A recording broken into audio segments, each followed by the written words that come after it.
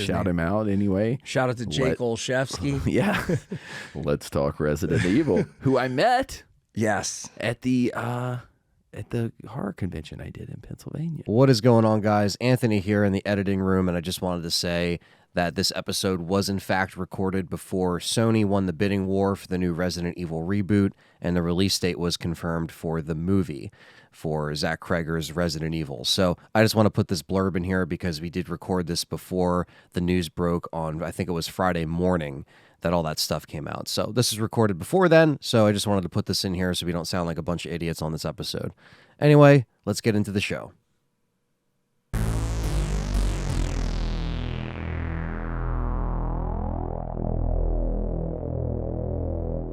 What is going on, everyone? Anthony back here again, and welcome back to another episode of the Let's Talk Resident Evil podcast.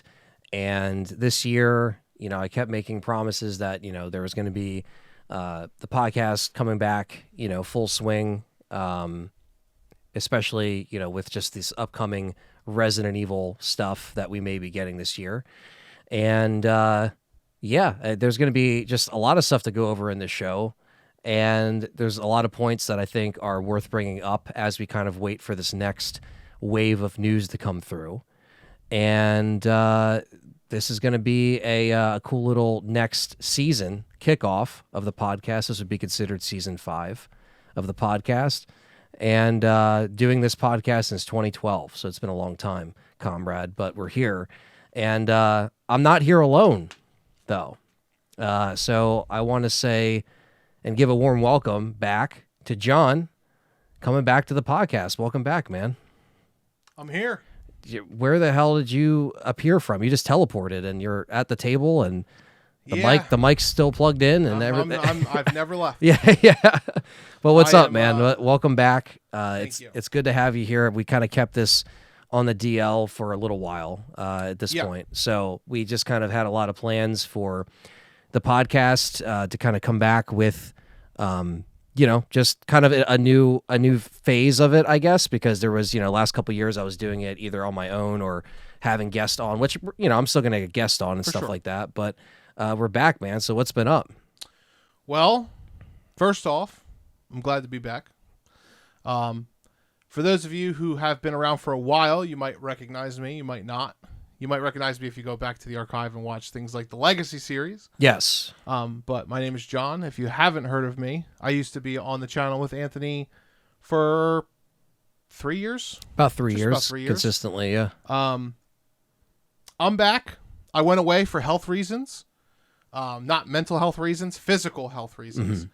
But I've been doing a lot better lately. I am feeling better. My problems aren't completely solved yet. It's a long recovery period. TLDR, I've been in a lot of car accidents, and I have a lot of neck damage and spine damage that I've been working through. So it makes things like sitting here playing video games for streams or sitting here recording stuff like this really difficult.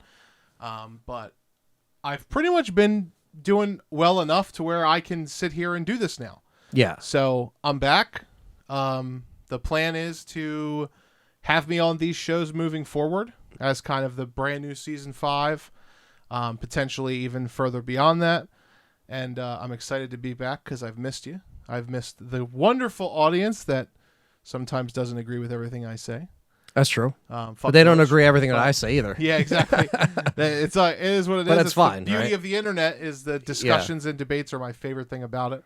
So I'm glad to be back. I will be back from now on with the podcast, maybe more in the future. Right now, though, we're just looking at the season 5. Yeah, just trying to take it slow with everybody's kind of life changing in the past, essentially since lockdown, really. A lot of life changes have happened, and that was kind of during COVID kind of spiraled out of control. Yeah. Our lives, especially. Everybody's lives, watching, listening, and just us in this room all had to deal with our trials and tribulations of our jobs and our, just everything, really. Relationships, living situations, just a lot was changing, and just stuff. Health, yeah. I fell apart, basically. Yeah. COVID could have had something to do with that, too. We don't know for sure. I mean, because COVID does cause a lot of inflammation and stuff, so it's potentially could have changed me. That's why I went down. Right. Some of the doctors theorize that. We don't have any answers yet, but Yeah. we do know that I have a lot of damage. Yeah. But, Yeah. I mean, it's just about, having fun and just talking some Resident Evil again. for sure. We had a lot of plans for the podcast also. Yeah. A lot of Before I stuff. dipped out, before I had to leave. Yeah. We had a lot of plans, period. We did. I mean, the channel. just before. Some of which you've executed. Yeah. Some of which you haven't because it's hard to do by yourself. That's very true. I mean, there was basically, I had to, cover RE4 Remake essentially, and John came on for the 24-hour stream, which was fun. So that was the last thing you were technically a part of. Yes. Which was very fun. We actually... And I was still really not healthy then. But you managed. You pulled I through managed for a day straight. I was out for a week after that. Yeah, it took now, you down. I could do that and be fine the next day. Yeah. I've advanced that far since then. Yeah, because that was almost 2 years ago already, which is that's why nuts. I wasn't on the podcast for Resident Evil 4. Yeah. Because I was out of commission and I couldn't commit to it if I knew I wasn't going to last through it. Yeah. That's not fair to you. It's not fair to your other hosts. Yeah. So but it's okay because I think that. the timing matters, and the fact that we just kind of talked about it, and we're basically like, all right, we're just we're gonna try to pick up where Resident Evil is now currently. So there's a lot of like discussion within this podcast, where it's just kind of like where we're at within this franchise. The last thing we technically got was Resident Evil 4 Remake. So really that was like ways, with Separate Ways being kind of the last little cherry on top. That was fantastic DLC. It was awesome. Well, the last piece of news we got was Reverse shutting down. Yes, but the last release was Separate Ways. Yeah.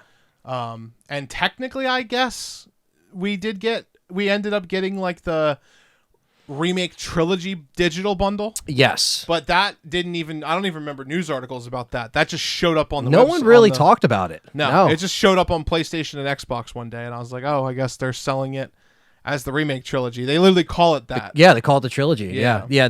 Because they did the Raccoon City bundle. Yeah. That was for 2 and 3, and then they kind of went back and like added it. But yeah, I mean, it's between the different eras of Resident Evil, there's always like spaces in time, and we'll talk about what's kind of come out in between when John wasn't on the channel covering stuff. So, and it really wasn't that much, believe it or not, because RE4 Remake was a big one. Mm-hmm. So that took everybody from 2022 all the way to March 23. And then, of course, Separate Ways came out in the fall of that time. I also had my own channel at the time. Yes. Because I had to step away before RE4. I came back as a guest for RE4, but I had stepped away, and I did a lot of coverage for Resident Evil 4. Mm-hmm. And I did a lot of videos on Survive This, my other channel that's gone now. I deleted it because I don't want anything to do with that anymore. But so we could talk about that whole process too, because RE4 was a crazy time that we didn't get to experience together until it came out, like the actual game. The actual release. But the build up was phenomenal for that game. 2020. It was June 2022. Yeah. Onward. It was announced before that at the PlayStation event, but June 2022 is when Capcom had their full-on event, and they showed more of RE4, and from there it was just like nonstop coverage, nonstop news on both of our sides of the coin. But then we would all like, not a lot of people were there when we would talk on the phone and be excited about this stuff. We would talk. We always talked. We always kept in touch. I think that was a thing that maybe some people thought that wasn't the case, but we would always be like, oh man, this is really cool. Or, what does Dustin think about this too? Because we always would like try to keep up to date with like what we feel or how we feel about these new releases, because it's kind of hard to like not get excited regardless of, where you're at in the because after Village, I mean, you were pretty much just pissed and done. Yeah, I was the very last angry podcast you were on was Village. that same year was the Welcome to Raccoon City. So it was basically like from one negative to the next negative. Dude, Welcome to Raccoon City. Oh, that put the cherry on top on John's absence. I John would was like, watch that with my eyes taped open, getting my feet fucking greased up by a fat salesman before I'd play Village again. I would rather watch Welcome to Raccoon City than play Village again.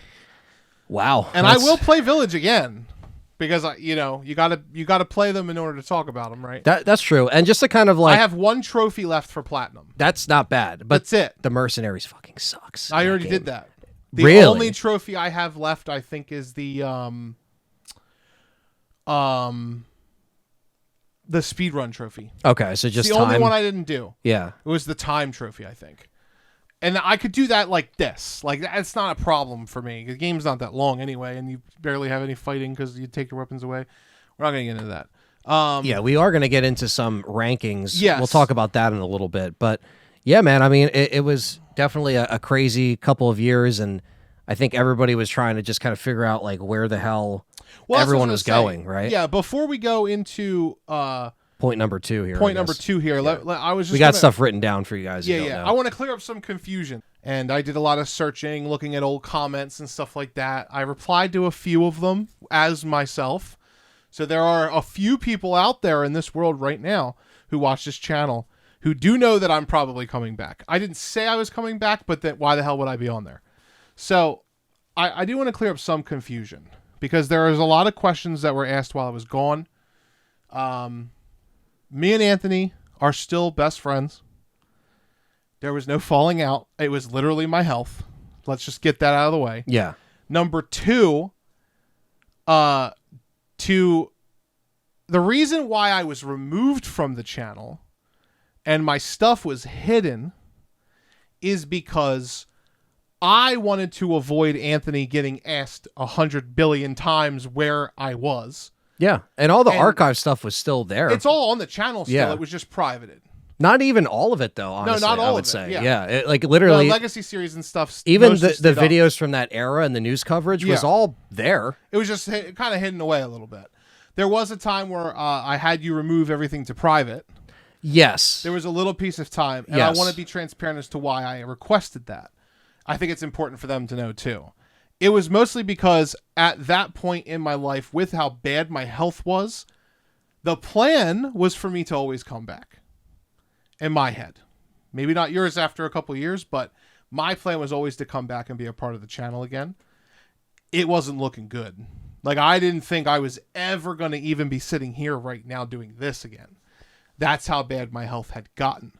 I wasn't on my deathbed, but I was very low quality of living. Barely ever moving around, barely standing up, still can't grocery shop, stuff like that. So I wanted to kind of remove myself from the channel to almost not like leave a stain on the channel. Like this is an era that happened. Keep the great stuff, the Legacy series, stuff like that. Yeah, But the road to playlists were all still filled in with all that content. For sure, yeah. But I didn't want it to be like this is like the John era and it ends sad. Because that sucks. Like whenever you have something, a lot of people have favorite YouTubers who like split up or go different ways or whatever. Sure. And that's sad. So I just wanted to eliminate all of the questions that were going to go your way.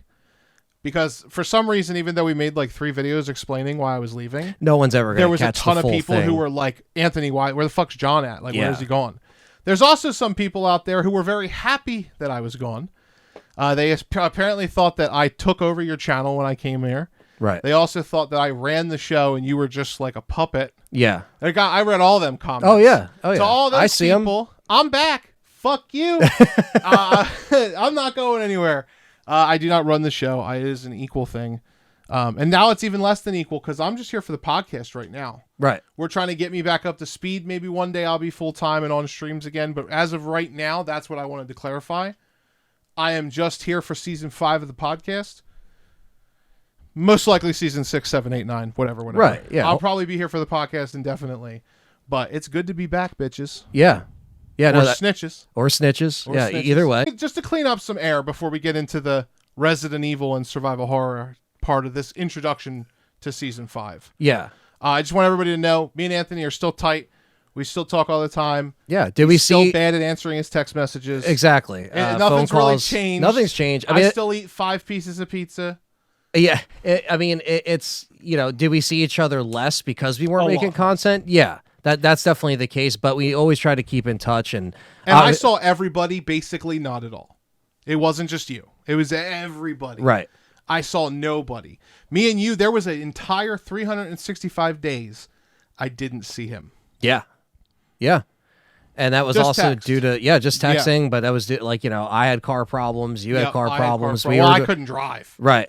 With my neck, I couldn't legally drive. I had to get my license back and everything, which is all good now. Yeah. These are all things that and again, you're not going to expect me to just like say these to comments because it's Over and personal. over. Yeah, and it's personal business. Like I'm not Yeah. trying to air anything out that doesn't want to be shared, but also, it's just about being fair, and like I wasn't throwing anybody under the bus because it didn't end in any bad way. It was just like, all right, let me just, cover the bases for now and just see what happens. We didn't know where anything was going to end. Like I said, regardless of channel and content, it was just a strange last few years. I mean, And literally. that's So why it kind of was like sudden, because I wasn't really in the channel the last month and two before I left. probably the 3-month period. 3-month period, because I couldn't do it. Yeah. I literally couldn't come here and sit down, and you Right. saw it firsthand. Oh yeah, Like, especially during the Village stream. Dude, my fucking ears were red because all my nerves are basically. Long story short, it's all nerve damage.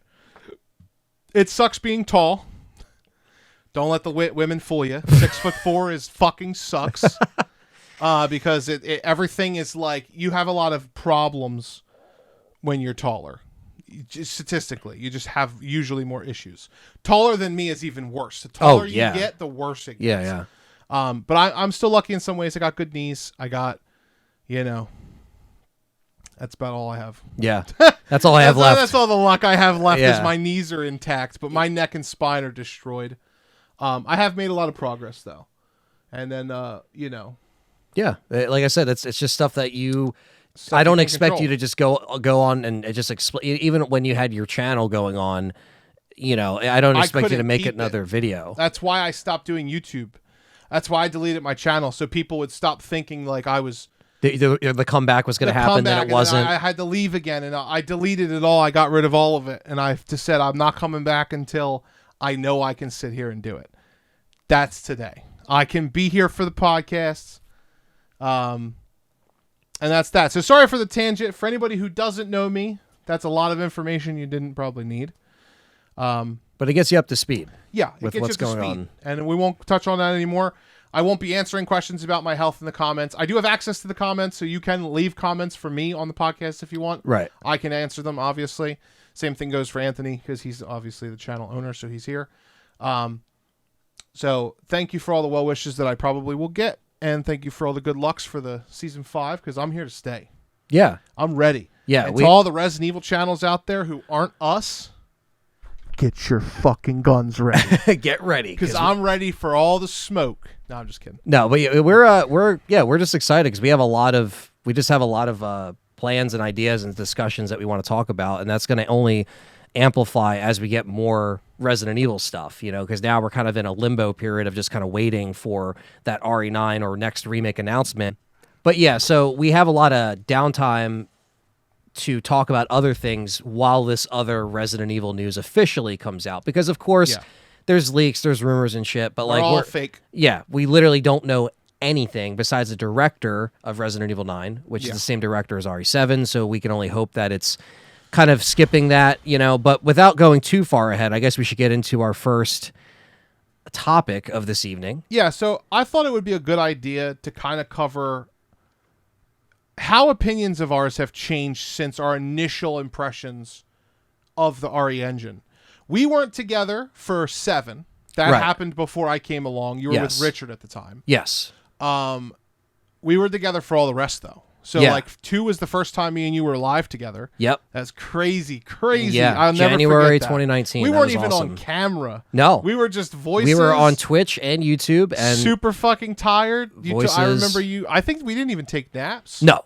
Not for that first We one. were stoked. I mean, it was we had like a little bit of a hiccup when we started the stream with the bit rate, and then we changed it, and then we were just on Yup, for on it. because I mean, I think we ran into that 12-hour issue back did. then. We did. But because I had it on Twitch, I was able to take it And- and download it and then upload it. So thankfully that was saved, but that would be a problem later in the next year after that. But yeah, that really was the first like RE engine era, if we want to call it that, at post RE7 that we experienced together. But then we also were able to kind of like step away from it and be like, like, how do we really feel about that? My Like, and opinions have changed so much in the last.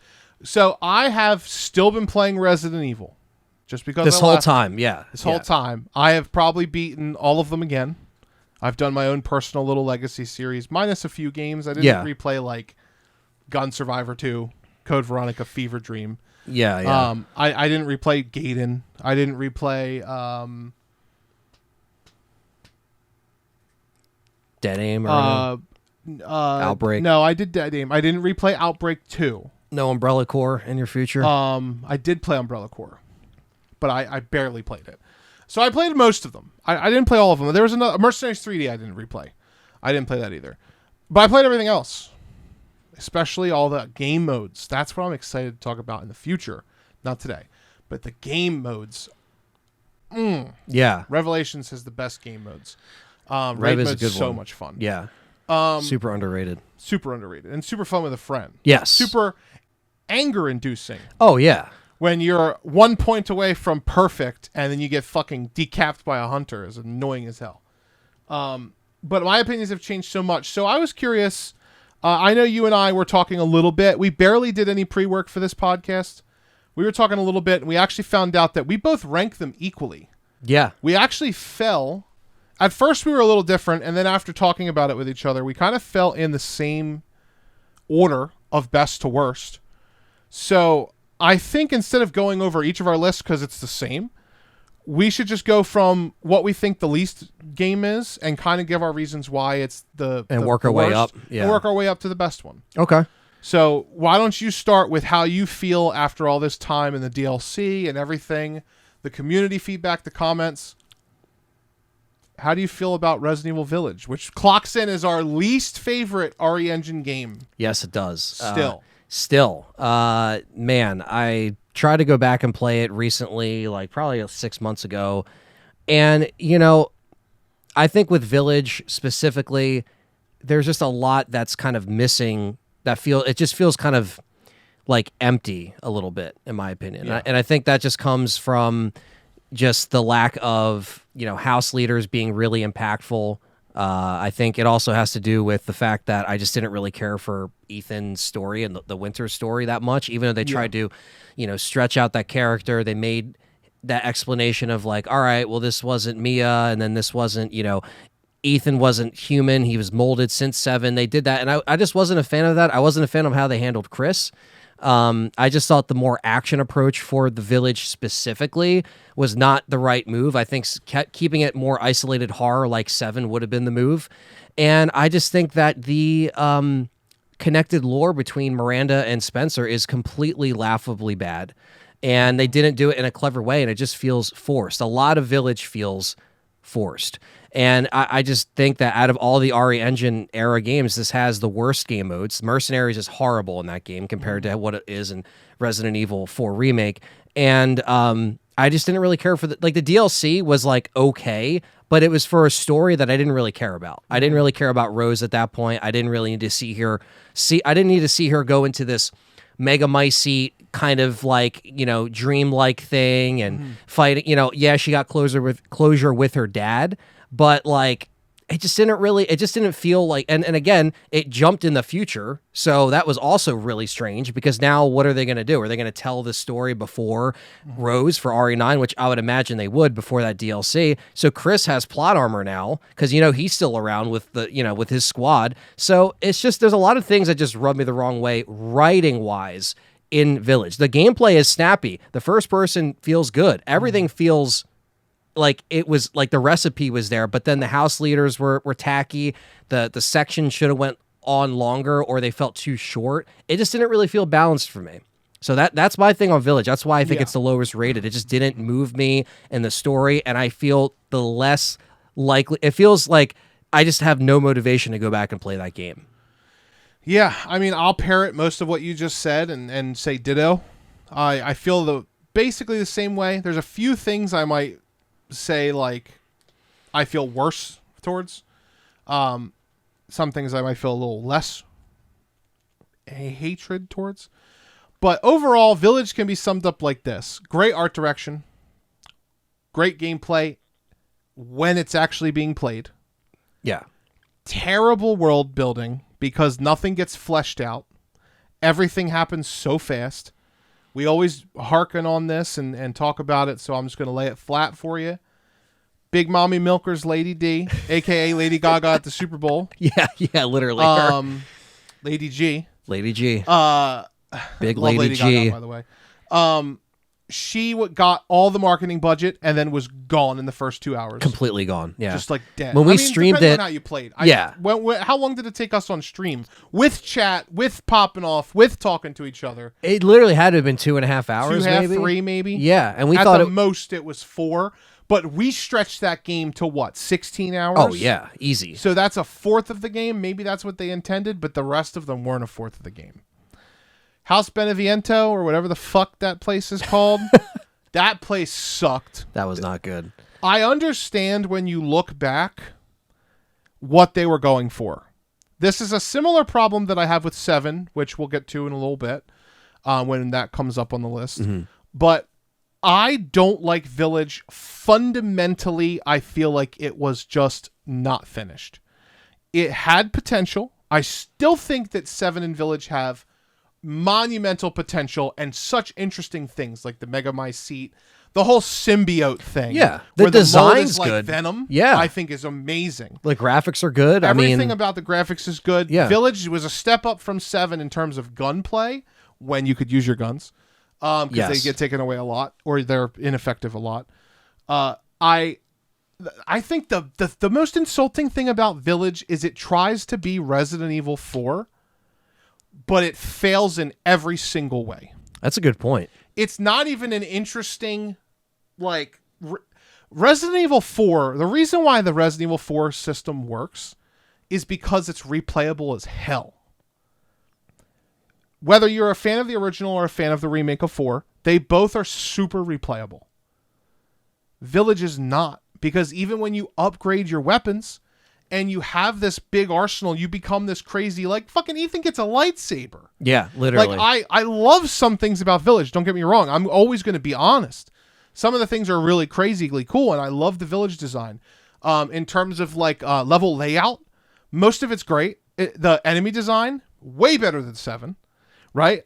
Let's not get into the whole Frankenstein machine copyright issue that was clearly happening. Yeah. That's another thing. I'm not here to pick and prat about that. Yeah, that happened after the fact. That happened after the fact, and you can go back. I'm sure that happens in games all the time. There's some kind of illegal bullshit. RE4, RE4 the assets, with the textures. Yeah. Yep. I just don't understand why you would build a game that has such a replayable factor and then constantly take your stuff away. How good is your maxed out lightsaber, or let's say, is there a science weapon in that one too? What's the one that I was using when we were fully upgraded? I'm trying to think. The hand cannon thing? Yeah, the Magnum. The Magnum thing, yeah. How strong is your Magnum when you can't use it? Yeah, you can't use it. It's 0, nothing. Why waste your time upgrading? I also I liked the idea of having materials you could gather to upgrade things like Ethan's health and such. Right, like the scrap and stuff. And but then when you went to New Game, you couldn't do that. It was already done, right? You don't get to carry over and get it again. No. It's already done. So they built a replayability system, and then don't let you do anything with it. Yeah, it just feels like It's dumb. Yeah, like you said, I think the point you said about RE4, it's trying to be that RE4, but it isn't. It really was they're trying to get that vibe, and I think RE4 did so much of a better job. If we're going to compare the two, to those sections and the bosses being memorable, you had Bideros Mendez in the village, you had Salazar in the castle. You know what I mean? Everything was split up, but it felt like those sections were amplified compared to what it was in Village. And then you obviously get to the island and that whole section there between Krauser, Sadler. Everything is just it seems like it was ironed out better, where Village just seemed like they were they tried, and then maybe halfway through they're we're not going to reach the height, so let's just leave it at that. There are some hints of genius in Village. I love Moreau's boss fight. I Moreau was love a good that boss that fight. he has acid rain Yeah. that you have to hide under. There's mechanics. First person lends itself really well to mechanics. There's really cool things. Lady D's dragon. That was bad. Stupid. That Lady was a bad D final herself, form. Stupid, right? The final fight with Miranda. One of the coolest boss fights Resident Evil's ever had. Love the design. I love everything that you do with it. It's even better in the Rose DLC. because you actually Yeah. can use magic powers and shit, which is interesting. It's not perfect, but it's cool. Yeah, it's not very RE in its nature. But Moreau's it's cool. boss fight, great, right? Like I said, Acid Rain, it's great. Lady D's subpar, but okay, not too bad, right? Beneviento's fight. What fight? You stab a doll with scissors. Yep. Where's Stab, my good stab. Magnum? Scissor. What a fucking scissor brand? Riddell? Oh, that's a helmet. What is that? Fucking Papermate. There we go. Yeah. Papermate, bitch. Yeah, every single time, like, yeah, you thought that this section was going to be like, and again, I know people bring up the baby and stuff. It just didn't do anything for me. It No, didn't the do anything baby's for me dumb. live, and when we were Especially live, when it just you consider didn't. all of it's not even real. Yeah, Like the baby's not real. It's a figment of his imagination because he's molded and he's right. part of the. And I have had less real things than Silent Hill creep me out more than the baby, in my opinion. So the it's like baby's not good. I just like, and I know people were like, "Oh, you guys were just hating on it when you were live." Like, No. that was our genuine reaction. Yeah. We didn't know ahead of time. We didn't get the game early. We didn't know spoilers. We went into that and showed all of our genuine reactions, and to this day, it still isn't really effective. But some people have a different line of what scares them. I understand that. So when other people see that, they might be like, "Holy shit!" Yeah, that it's is like the most spiders, right? Like, Exactly. even if you consider the baby to be scary because it's like it's there for 30 seconds yeah, and then it's gone. and then it's gone, and It's not like a recurring thing. Like Lady D's more scary than the baby. And then Heisenberg's fight with the third wall break and shit with the boulder punching. That whole fight and the was machine, just- the little and- tank machine, you have to fight him in. So needless to say, Village can be summed up by saying, I think I speak for both of us when I say great potential, really great art direction, pretty good gunplay when you can use them. Weapons felt powerful and stuff. And just terrible execution of story, not thinking the story all the way through. Even if you took all the major points of Village and you gave it to a good writer, they could make that work really well. Yeah, There's nothing wrong with the major overarching story. No. It's everything in between how you get to the places. Also, cutting the baby into 4 pieces was... That just tells me that Rose is just a mold. She's Yeah. not a real person. that's it. Yeah, But they never say that, but that's what That's what she they're is. implying, That's what yeah. they're implying. Is that she can be just molded. She's And moldy. it's one of the highest selling Resident Evil Yep. games. Which it Can't doesn't argue with numbers. doesn't matter what we say, because Yeah. at the end of the day, people bought it, they liked it, they enjoyed it, they bought the remakes. The remakes helped Yep. the main line. It all helps each other. So this is just our opinion at the end of the day. You can play it on an iPhone. play it on iPhone. You play it in VR too now. Yeah. At the end of the day, I think it's important that like what we're saying doesn't mean that you shouldn't go play it. Not at all. I want Resident Evil to do well. What we're saying here is that it's the least good RE Engine game, and we would like to not see more like it in the future. Exactly. Let it be a one and done mistake. I mean, game. and let us move on. Yeah, hopefully we can just kind of move away from the Ethan Winters stuff And the first person stuff. and the first person It stuff. doesn't work as well. I don't think so, especially after playing RE4 And again. I've played a lot of first person games. Yeah. I mean, You've played even more than I have. yeah. First person does not work for Resident Evil. No, I think, look, it's fine if you wanted to try it for the Ethan games, sure, but like if this 9 is supposedly going to be somebody else, just make it, again, Shadows of Rose was only in third person. There was no first person option, I'm just saying. So maybe that's kind of, Well, that's because of the meta. They want you to be Ethan, even though Ethan was dead. yes. So that's another problem we're not going to get into. We'll get into that with 7 a little bit. But Yeah. like the whole, they wanted you to be Ethan. So they didn't show his face type of thing. And because again, Sony was like, and we're going to get the RE7, because that's my next pick. For That's our both number of our 4. next Both pick, of our yeah. next pick is RE7. To all the people who just rolled their eyes and are like, oh, of course Resident Evil 7 and Village are the 2 worst ones. Yes, they are. But Village is so much worse than 7. I think I speak for both of us. When I say that, like, if Village was considered a 0 on our list, I think 7's like a 5. Yeah, I mean, 7. It's a lot better than Village. Yeah, 7 for me has grown on me since Grown on me release. as well, yeah. You know, I've played it in VR. I've played it on the channel. You know, I've done a couple live streams in the last couple of years, and I can say now after playing 8 that I like 7 over 8, and so there might have been a second where I was like, oh, maybe I like 8 because I like the fact that there's more action, there's gunplay and stuff, but I like the scaled down nature of 7. I like the fact that we needed a soft reboot, basically is what it is, to get everything back to the house, back to your 4 keys, back to your 3 main locations, and you're done. We needed something like this, and if it wasn't for this game, I mean, we probably might not be where we're at now. Again, another game that sold very well, got people into the series that didn't even know what it was. They just called it Resident Evil Biohazard or Biohazard. They didn't even know it was a 7th game. And that was their goal. Their goal was to call it 7, but hide it and just make it Resident Evil Biohazard or Biohazard Resident Evil, whatever region you're playing in. And they wanted people to get in on it. I'm pretty sure that it's always going to be like a speculative thing, because we're not the company. No. We haven't gotten the chance to ask these questions, and to be honest with you, until they're retired and don't give a fuck, probably won't get those answers. You won't get the answers. Yeah. I'm pretty sure the reason why 7 is considered to be a soft reboot by many people, and the reason why they tried to hide 7 and 8 in the titles of Resident Evil 7 and 8 is because they even asked us not to call it 8. Remember? They did. They wanted us to call it Resident Evil Village. Yeah. If you guys don't know, when we did they handed out little press things before, press things. Or when we covered at their Capcom event, they would say, refer to it as Village, not 8. Yes. I think it's because it's very clear, and this is to answer the accusations of oh, you guys just hate the new stuff.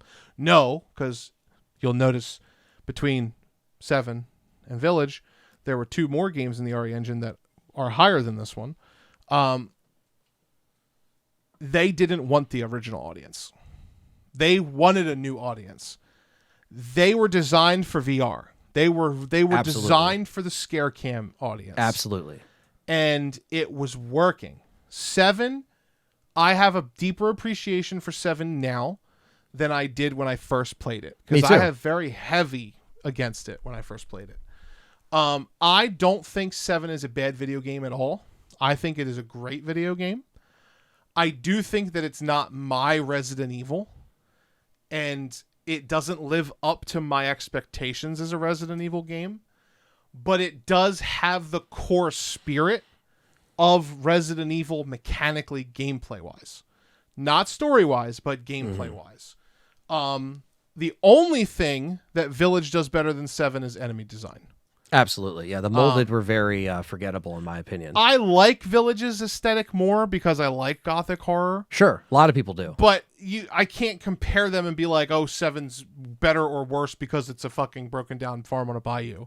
It still looks great. It's very orange, whereas Village is very dark blue gray, stone tone. Yes. Right? So I don't mind 7. I think it's great. I actually want more from 7. I wish that they kept the dog and they kept some of the other concepts they had for 7 in the cut stuff. They wanted to have a family dog that you would fight. I thought that would have been cool too. The baker's dog. Because it ended with very poor. It ended up with very poor enemy design. The bakers. The bakers are hit or miss for a lot of people. Yeah, it's the same thing we just talked about with spiders. I talked to you before the stream or before the podcast started. I said, you're a fan of Western horror. You've watched things like The Strangers, The Crazies, or Texas Chainsaw Massacre, which was a direct inspiration. Inspiration. That should be what you look at the most. Yes. Right? You're obviously not going to get the same level of scare as those cult classics. No. And we've seen stuff like that before, so you're a little desensitized. But for some people, like you mentioned, going into the scare cam era, that was a big Japanese people. Oh, yeah.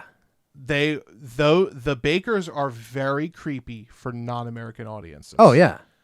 They are also just as creepy for non-Southern American audiences. Yes, the hillbilly backwoods type shit. And Deliverance, or, people like this idea at the time, before we knew Ethan was molded throughout the whole game, that it was just an average guy going in there and he's trying to find his wife, and it wasn't this decked out stars, officer. This was something where it was more. So I understand people's perspective of that. Some people say Evil Dead. Some people say, they make all these comparisons. So Yeah. I think 7 at least just took everything from 6, muted it, and had to start pretty much from scratch, basically. I mean, Yeah. they new engine, new designs, new, like, the only thing that was remotely referencnced was like the picture of the Spencer Mansion, the Albert gun, and then you had Chris coming up looking like, a smackhead. But basically, Well, and Trevor and yes. Chamberlain were the company that designed the Spencer Mansion. They were also the company that did the farm. yes. So there was very loose little gotcha, things. Yeah, you like, might notice it, kind you of might thing. notice it, but nothing of sustenance until the end with Miranda and Village. Yes. Which Then was phoned in. Exactly. And that's the thing too. I think Village doesn't help 7, but if you take 7 by itself, it's still, I think, at least got Resident Evil back on the playing field again. And Capcom, and again, like John was saying, Sony went to them and said, listen, we got this VR. We'll cut you this check if you make this game for the VR. You guys need the money right now. You're not doing so hot, blah, blah, blah, right? And that leads into why it was you and not We speculate Ethan. that's what they said, at least. That's basically. I don't want people to feel like Anthony knows something. We obviously don't. No, but That's pretty obvious. Yeah, especially after the fact, because they've said about, Sony, again, how Sony plays nice with Capcom. They do. That was the case. So they come to them with, like, hey, like, that's why it's a PSVR exclusive. It wasn't Oculus on the PC. There was no VR unit for Xbox. It was literally just PlayStation, and they took advantage of it. But if someone came to you with a certain amount of money, why wouldn't you do that? Because if you're going to be like, all right, let's just make this first person. Let's not make this over the shoulder. And they never added a third person into 7 either way. But, like, I still think that it at least worked for how contained it was. But again, like, there was this little thing. Like, by the time it gets to the boat section, I think the game falls apart. I think that's the worst part of the game. Yeah. I actually also do not like any of the DLCs. I don't like End of Zoe. I don't like Not a Hero. That's just my opinion. Some people might. I know you like the DLCs, but I don't like them. I just think they're more or less the same as the main game. That's fair. I think a good way to put 7 in a nutshell for me. This is probably the last thing I say about 7.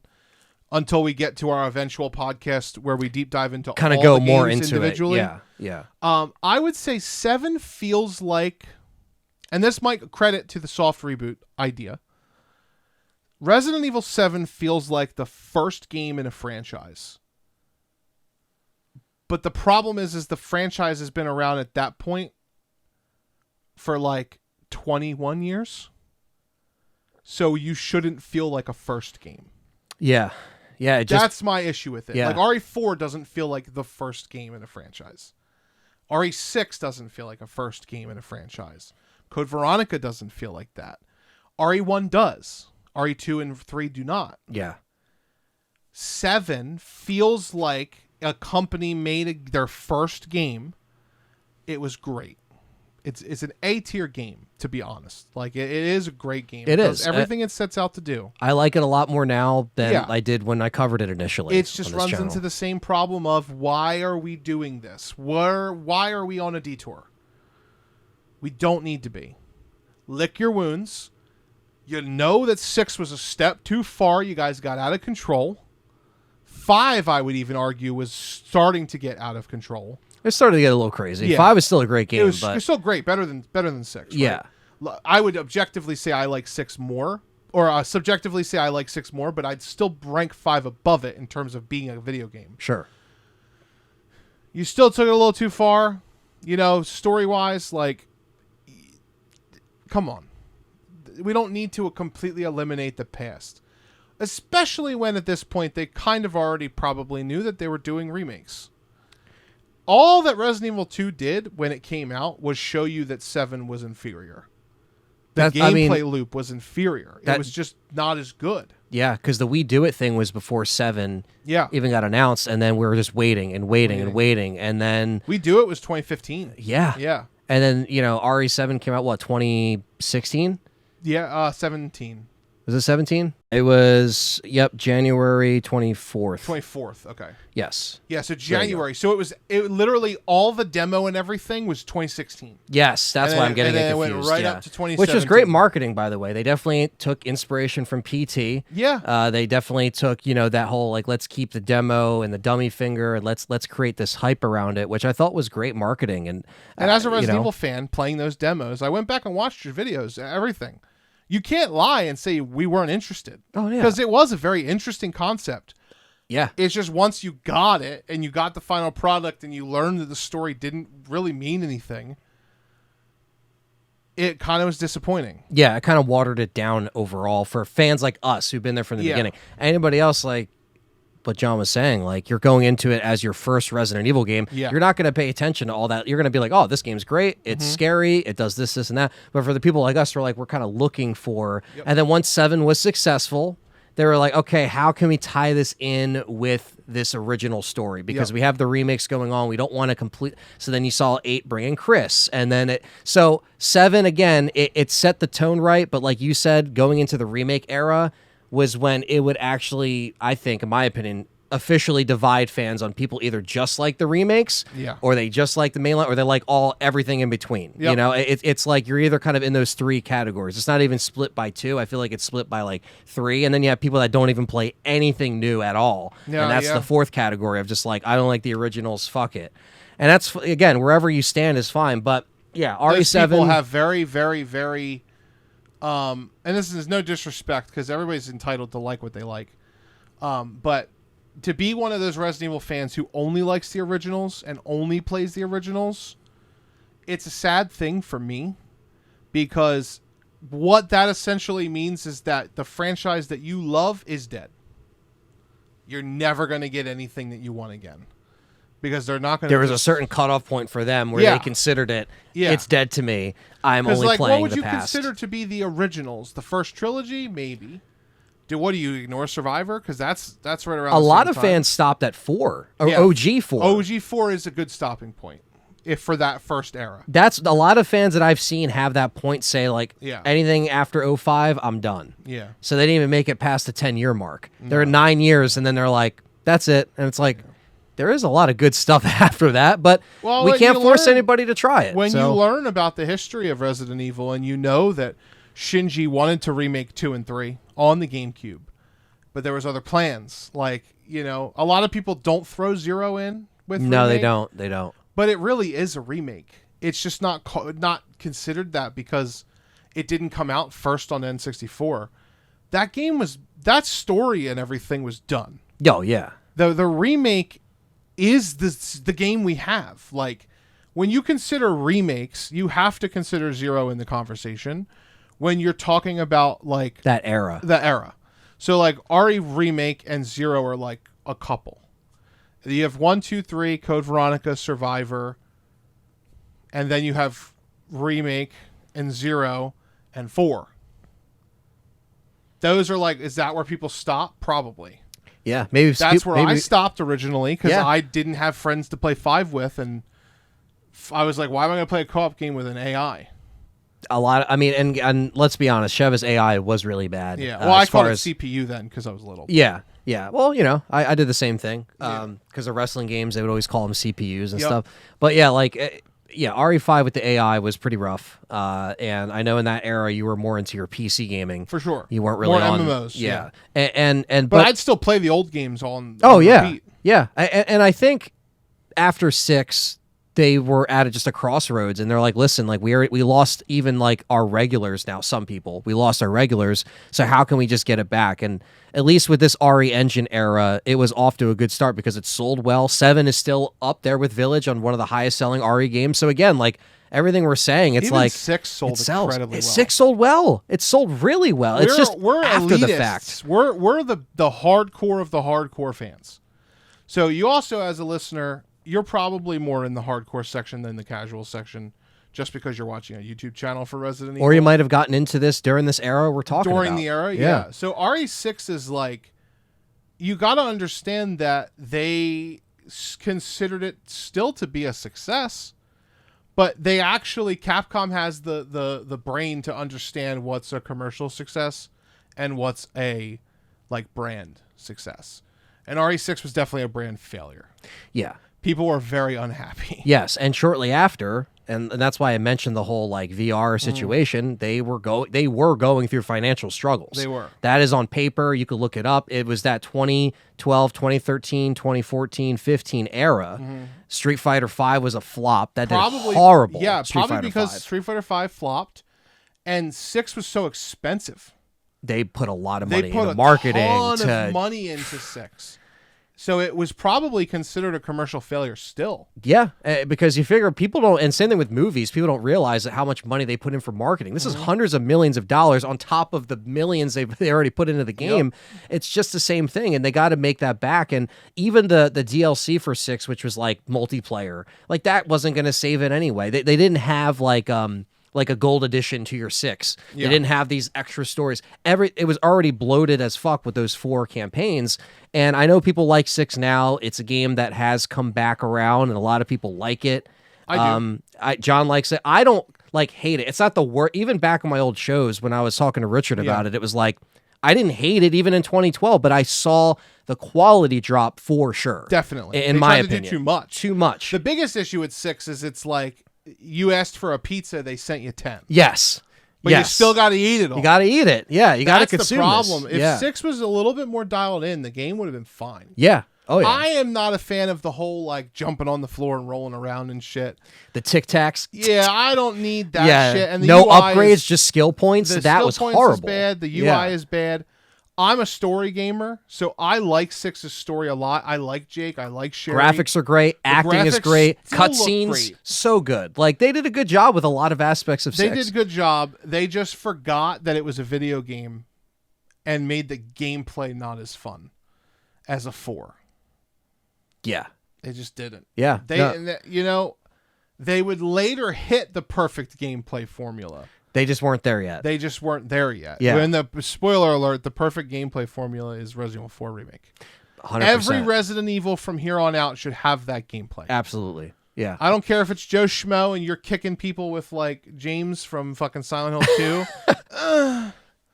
But yeah, beating people, like you have to capitalize on that gameplay system. Absolutely. I would love to see RE4 in RE9 with the perfect dodge. Oh, yeah. Give me all the defenses and make the game harder. Yes. But I digress. Yeah, but I think that's a good segue into RE3 our and 2. RE3, 2, and 4. Yeah. Because number 3 for me and John is Resident Evil 3 Remake. So we're right into the remake era. Obviously, 2 was first, but in our list, we put RE3 Remake at number 3. It's close for me. It is very close. I think the main reason why RE3 for me falls short of RE2, even though RE2 hurts my soul more, is probably just because RE3 lacks like the basics that RE2 had. The dismemberment, just not even that I'm a gore person. Like I don't really care if a head decaps or not. But when it's already there in the previous game and then it's not in the next game, it's like why? Yeah. Why was Nemesis basically a cuck to Mr. X? Yeah, they basically it's the just stuff like that that really bothers me. But overall, when it comes to linear story, I would actually put RE3 above RE2. But then there's the cut content and stuff. It's like, why? It would have took you no time. The fucking areas they cut were small anyway. Yeah. So why even cut it? Why not have Type 2 before the new form? I have a problem with the new form. I just don't understand why we couldn't get the Type 2 with the tentacles and shit. Like, it doesn't make any sense. Or even have Type 1 around a lot longer, which it seemed like it was just kind of like he was there, and then he showed up in a few segments, and then it was over, where Mr. X was just like everywhere all the time. Yeah, he was scripted, but he was scripted in the way that like Nemesis never really followed you anywhere. Not for very long. It was all little like segments where in the Open police city station, areas. like with the police station, you're like, okay, he's gonna show up anytime like I'm like shooting a gun or killing another enemy. He's going to show up. Where Nemesis, it's like he's not gonna show up unless the game tells him to. And, where in the original 3, you felt like there Mr. was X more of a could threat. go almost anywhere. Yeah, There's a few rooms he couldn't go. couldn't in. go underneath. Yeah. Couldn't go underneath the statue. He couldn't go in any room that had an ink room, typewriter. No save room. Star's office. Yeah. The main hall he could. Yeah. But he was a threat. And I know they came out after the fact and they said, oh, well, we heard the complaints. And bullshit. And I just think that's BS. I just don't even think that is necessary. People were scared of our horror game that's rated M. Fuck you. No, I don't want to hear that bullshit. No, it's like and you know it was effective. It's like, because people still reference Mr. X to this day from 2 remake, right? Even more so than the original, I find, because of how invasive he was. Well, in the original, he was a fucking balloon animal. Yeah, in the original, he was there, but he wasn't at, like, they amped up his presence big time. And I think with RE3, my problems with RE3 are kind of pretty much everything you said. I mean, the clock tower being cut. Yeah. Type 2 Nemesis is my favorite Nemi form of all time. That's cut. Gravedigger. Gravedigger's cut. I wish that was in there. I wish I wish we had the graveyard. I wish we had, little sections of the park that were connected from that. Like, I just wish all of that was there. Cross rounds. Freeze rounds. Like I said, it's the small stuff, man. Yeah, I mean, small not that stuff. Type 2 and the Gravedigger are small. Clock Tower is pretty substantial. Yeah, those 3 are big. I liked Carlos going to the police station, but I wish that Jill did. I still wish that Jill did. I like the Marvin cutscene. I get what they were doing with the connection, but that would have been cool to see Jill have that interaction with Marvin, or maybe go into the police station again, because it would just make sense to me. I don't think we needed a Carlos playable section at all. No, honestly, like the hospital. Like when she's unconscious, yes, but no other one needed. I think they should have had a section where, if they were going to add something, like Jill and Carlos should have been together. Maybe she could have ran into him at the police station. Yeah, look, up with Tyrell. Have Brad die like he did. I don't know why we had to change that either. I understand for the Marvin thing, but you could have still killed him with Nemesis. Then he comes back, and then he has. You could have had anybody bite Marvin. Yeah. Yeah, I get what they were trying to do. They were trying to at least like switch it up, but still connect it with like, this is how Marvin got injured and all that stuff. But I just think that RE3 remake, and again, like the dismemberment, the differences in the engine that should have been there. It's just stuff that should have been there. It was made the same time as RE2. It was made parallel with that. Not a lot of people know that. Not to mention, real quick before you continue, because Sure. I don't want to forget this. You could have had Brad get killed by Nemesis and then still come back as a zombie and bite. That's what I was saying. Like, I mean, he comes back in 2 anyway. He comes back anyway, so like, just have him die by Nemesis. He could still bite Marvin, but just, I don't know. Like, it just seems like there needs to be, I think he kills nobody. Basically, just the thing with Brad dying in 3 is because like that was your first interaction with Nemesis, and that's to set the tone of like, oh shit, he is gonna fuck me up, and he's after S.T.A.R.S members. Like, that was the threat. And you don't have that. Yeah, with his first tone is fine, but it's like his whole character is he hunts the S.T.A.R.S members down. So having him kill Brad is important. Do I personally care that much? No. But why wouldn't I do that? Yeah, it just makes sense. It just makes sense anyway, because it was in the original. Why not just do it? Yeah, and I think that's the biggest thing that this remake that we're talking about is really the start of, I'm scared of cut content. I'm a fan. This became a stigma within the space, within the Resident Evil community. A lot of fans were scared after this game that RE4 is going to have cut stuff. What's going to happen? We don't know. People were so scared that they think things in RE4 were cut because they were replaced or they were rearranged. Yes. Like, they still know it's cut because I can't fight it as Leon. It's like, it was just rearranged. The only thing that I think is legitimately cut is the cage section. That's it. That's the only thing I can think of. With recently playing RE4, with playing Separate Ways, and this includes Separate Ways, because U3 was in there, and they had a great backstory with that and connected it perfectly and beautifully. Like, that's how you do it. RE4 was a perfect example, And I think a lot of fans are always like, where's the 3 director's cut? Where is the DLC? And there was that rumor going around for a while, and it's like, it's not going to happen. And fucking fans on bath salt. I know. It's just like, I understand people wanted more, but you were never going to get a DLC 2 years after 3 came out. I'm sorry, but it wasn't happening. They were already on to the next thing. Now, would I have been happy if I saw a 3 director's cut with a clock tower, with a gravedigger? Absolutely. But it was too far gone. It was almost like the train left the station. You're just like, it's already gone, man. Like, you know, the trolley's already on its way to the clock tower. Like it's just gone. Like you're not going to get it. And I understand because 3 for me, very similar to John with 2, 3 is my favorite game of all time, not even just Resident Evil games. So I definitely understood like when we were covering that, when we were reviewing it, that was a main thing that people had a problem with, but I still like RE3 Remake. I do too. I don't hate it. That's why I think I placed it at number 3 because I feel like, you know, that's where it needs to be for my list with the rest that's above it.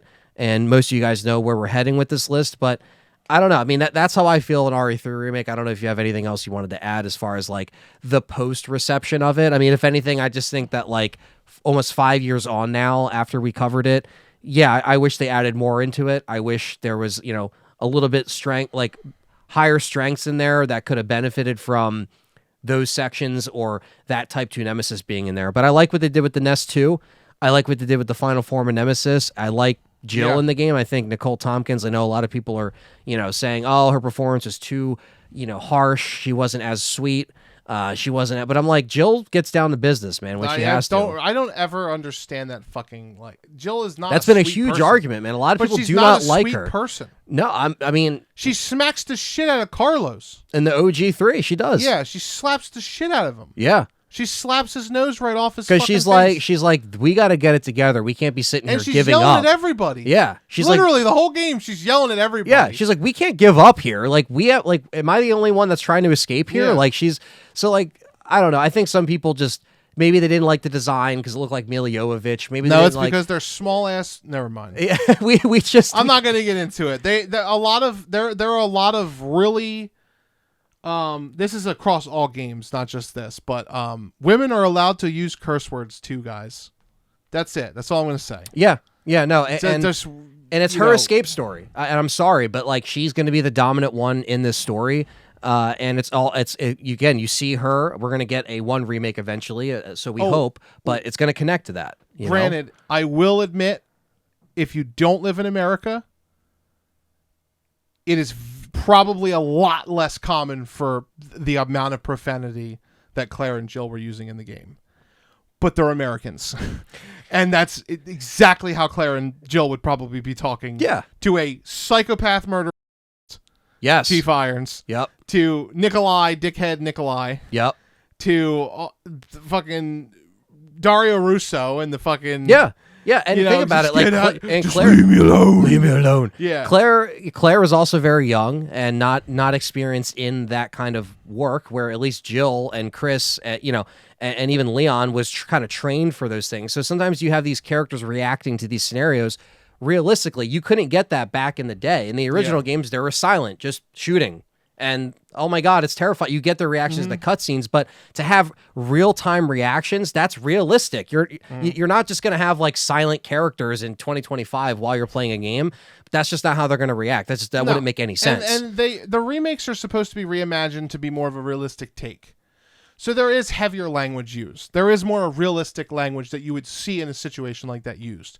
A lot of people probably talked about like Revelations in 5, she doesn't curse. Yes. 3, she doesn't curse in the original. Laws have changed of what you're allowed to say in video games. That's true. Because that's the thing. Like, we have a lot more leniency over here in the States with the rating system, where over there it's like the Z edition and Z version and stuff like that. Yeah, for sure. Yeah, because there's a time where like you weren't allowed to say certain words or whatever, and those are from that era, the Revelations, the RE5s, the RE1s, the 3s, etc. You're not going to get the same type of raw human interaction. The kind of dialogue that you would have gotten in Remake 2 and 3 and 4, if you used those old rules or those old things, it would have sounded off. People would have been like, "This is very unrealistically acting in this situation." Yeah. So I'm glad that they changed them to be more in line with what you would expect. Yeah, I don't have a problem with like, that at all. Yeah, Resident Evil 6 Leon, probably not screaming fuck and damn and shit, because he's been through the ringer. He's probably making those one-liners like, yeah, I but don't think Rookie that far Leon? ahead. Rookie Leon, yeah, he's going to be upset. Yeah.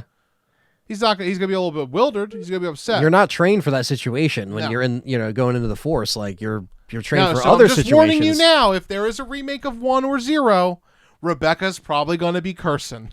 Just putting it out there. Just putting it out there. Yeah, that's probably going Just to be be ready the case. for potty mouth Rebecca and large Tanuki nut fucking Billy. I killed Tanuki nut? fucking 26 people. I'm in jail. And People then still want me and then I back. teabagged him like it was Halo 2. People still want him back. But Yeah. I hope guess he that's gets cut. I guess that's No, I'm all just we kidding, I'm could. just kidding. Yeah, I know, right? Oh my god, Don't kill us in That's the the comments. thing. Yeah, if they cut Billy, they'll never forgive him. But I mean, that's all I wanted to say on RE3. That's our Yeah. number 3 pick. Same thing with me. It's just it's the small stuff that kind of shoves it under. Next up, we have RE2, obviously. RE2 with number Mine's 2. short and sweet. I love Resident Evil 2. It's my favorite game of all time, the original.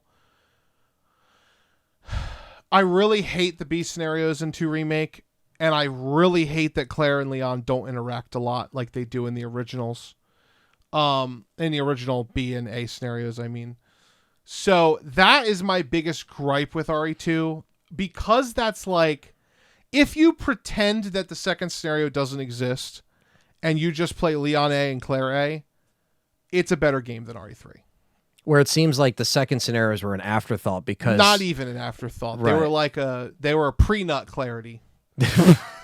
They were like, that guy Tachi-san had no idea what was happening. He was just like, yeah, it fucking cares if they fight the same boss 3 times. Yeah. I'm cool with it. Yeah, but then it's like, and then they almost cut out the gator fight. Remember we heard that before it came out, and they put it back in. It's Yeah. like it almost seems like they were just like, let's just put it in there because we know people are going to complain. But then 3, they were just like, Yeah, because they 'Cause there's a outsourced second it. team, yeah. I just don't understand why they did that. But you have the whole issue with, like, you know, Annette Birkin dying and coming back to life and shooting him, and then dying and then coming back to life in the B scenario and shooting him. It's like, we're on the on. PS1 or the original versions, whatever you're playing. Yeah. It's like everything connects perfectly. it connects perfectly. It connects Yeah, perfectly. you fight the same bosses, but you don't fight literally the same bosses.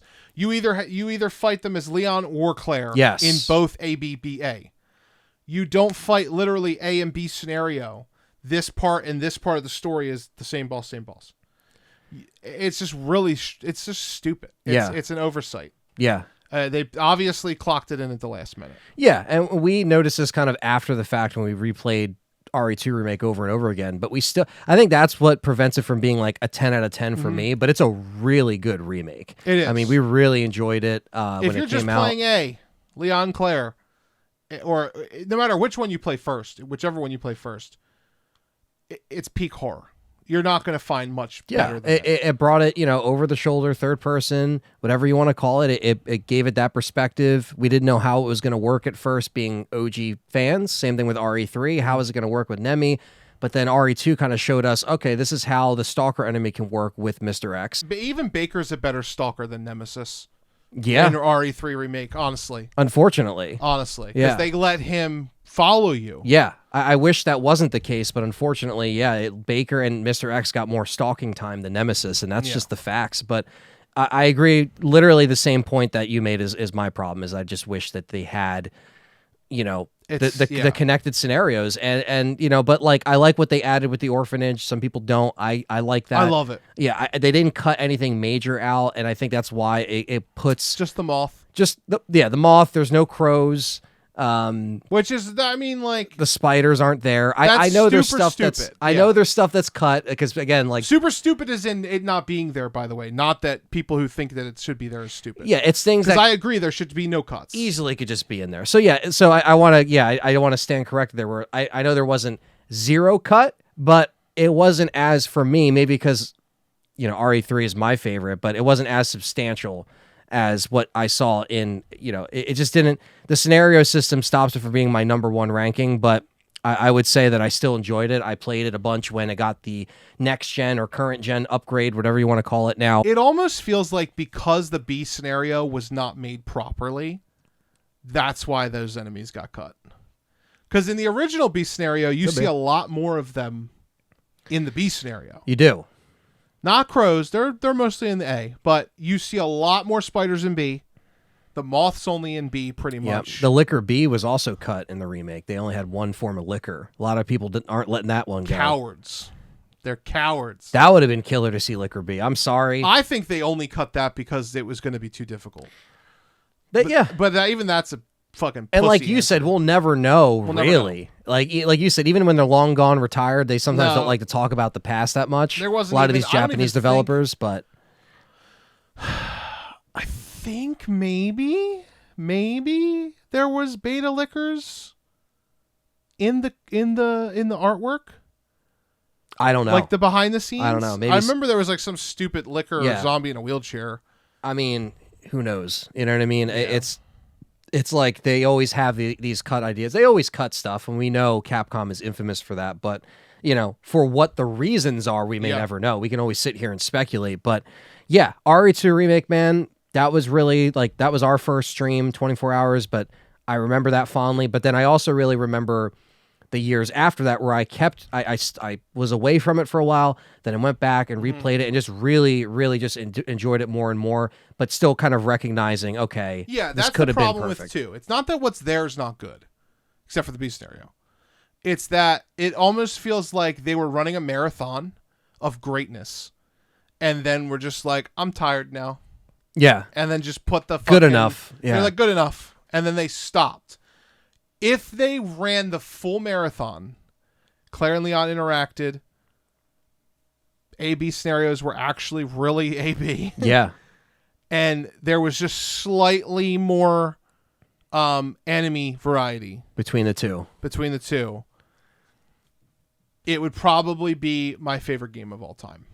And those are the things that cement the original as my favorite of all time. That's a fair point. It is still a better story and a better A/B complete experience from front to back on the original PS1 than it is on the PS4 or 5. Yeah. Or Xbox or Steam or whatever. Yeah, and to that point, it's like that's how I feel about 3 because 3 complements the original 2 so well with the story and how it connects. Obviously, there's little things like why are the windows not busted open when they come back? Like little things that are inconsistent with the police station. Where 2 and 3 they kind of made Which it where fans fixed they in fixed. the HD mods. And They stuff. fixed, right? Which, So- of course, they didn't know that was going to be the case no, when they first made it. they did not, and we know the history of RE3. It was going to be a spinoff and everything. So I get that, but I still think I like how it still even with that last minute effort that they did to attach it, it still feels complete with 2 and 3. Like 2 and 3, I just feel like they have this connection, and even in this remake timeline, they still do. They did good with And the they- connections between 2 and 3. Yes, so I think like Like with the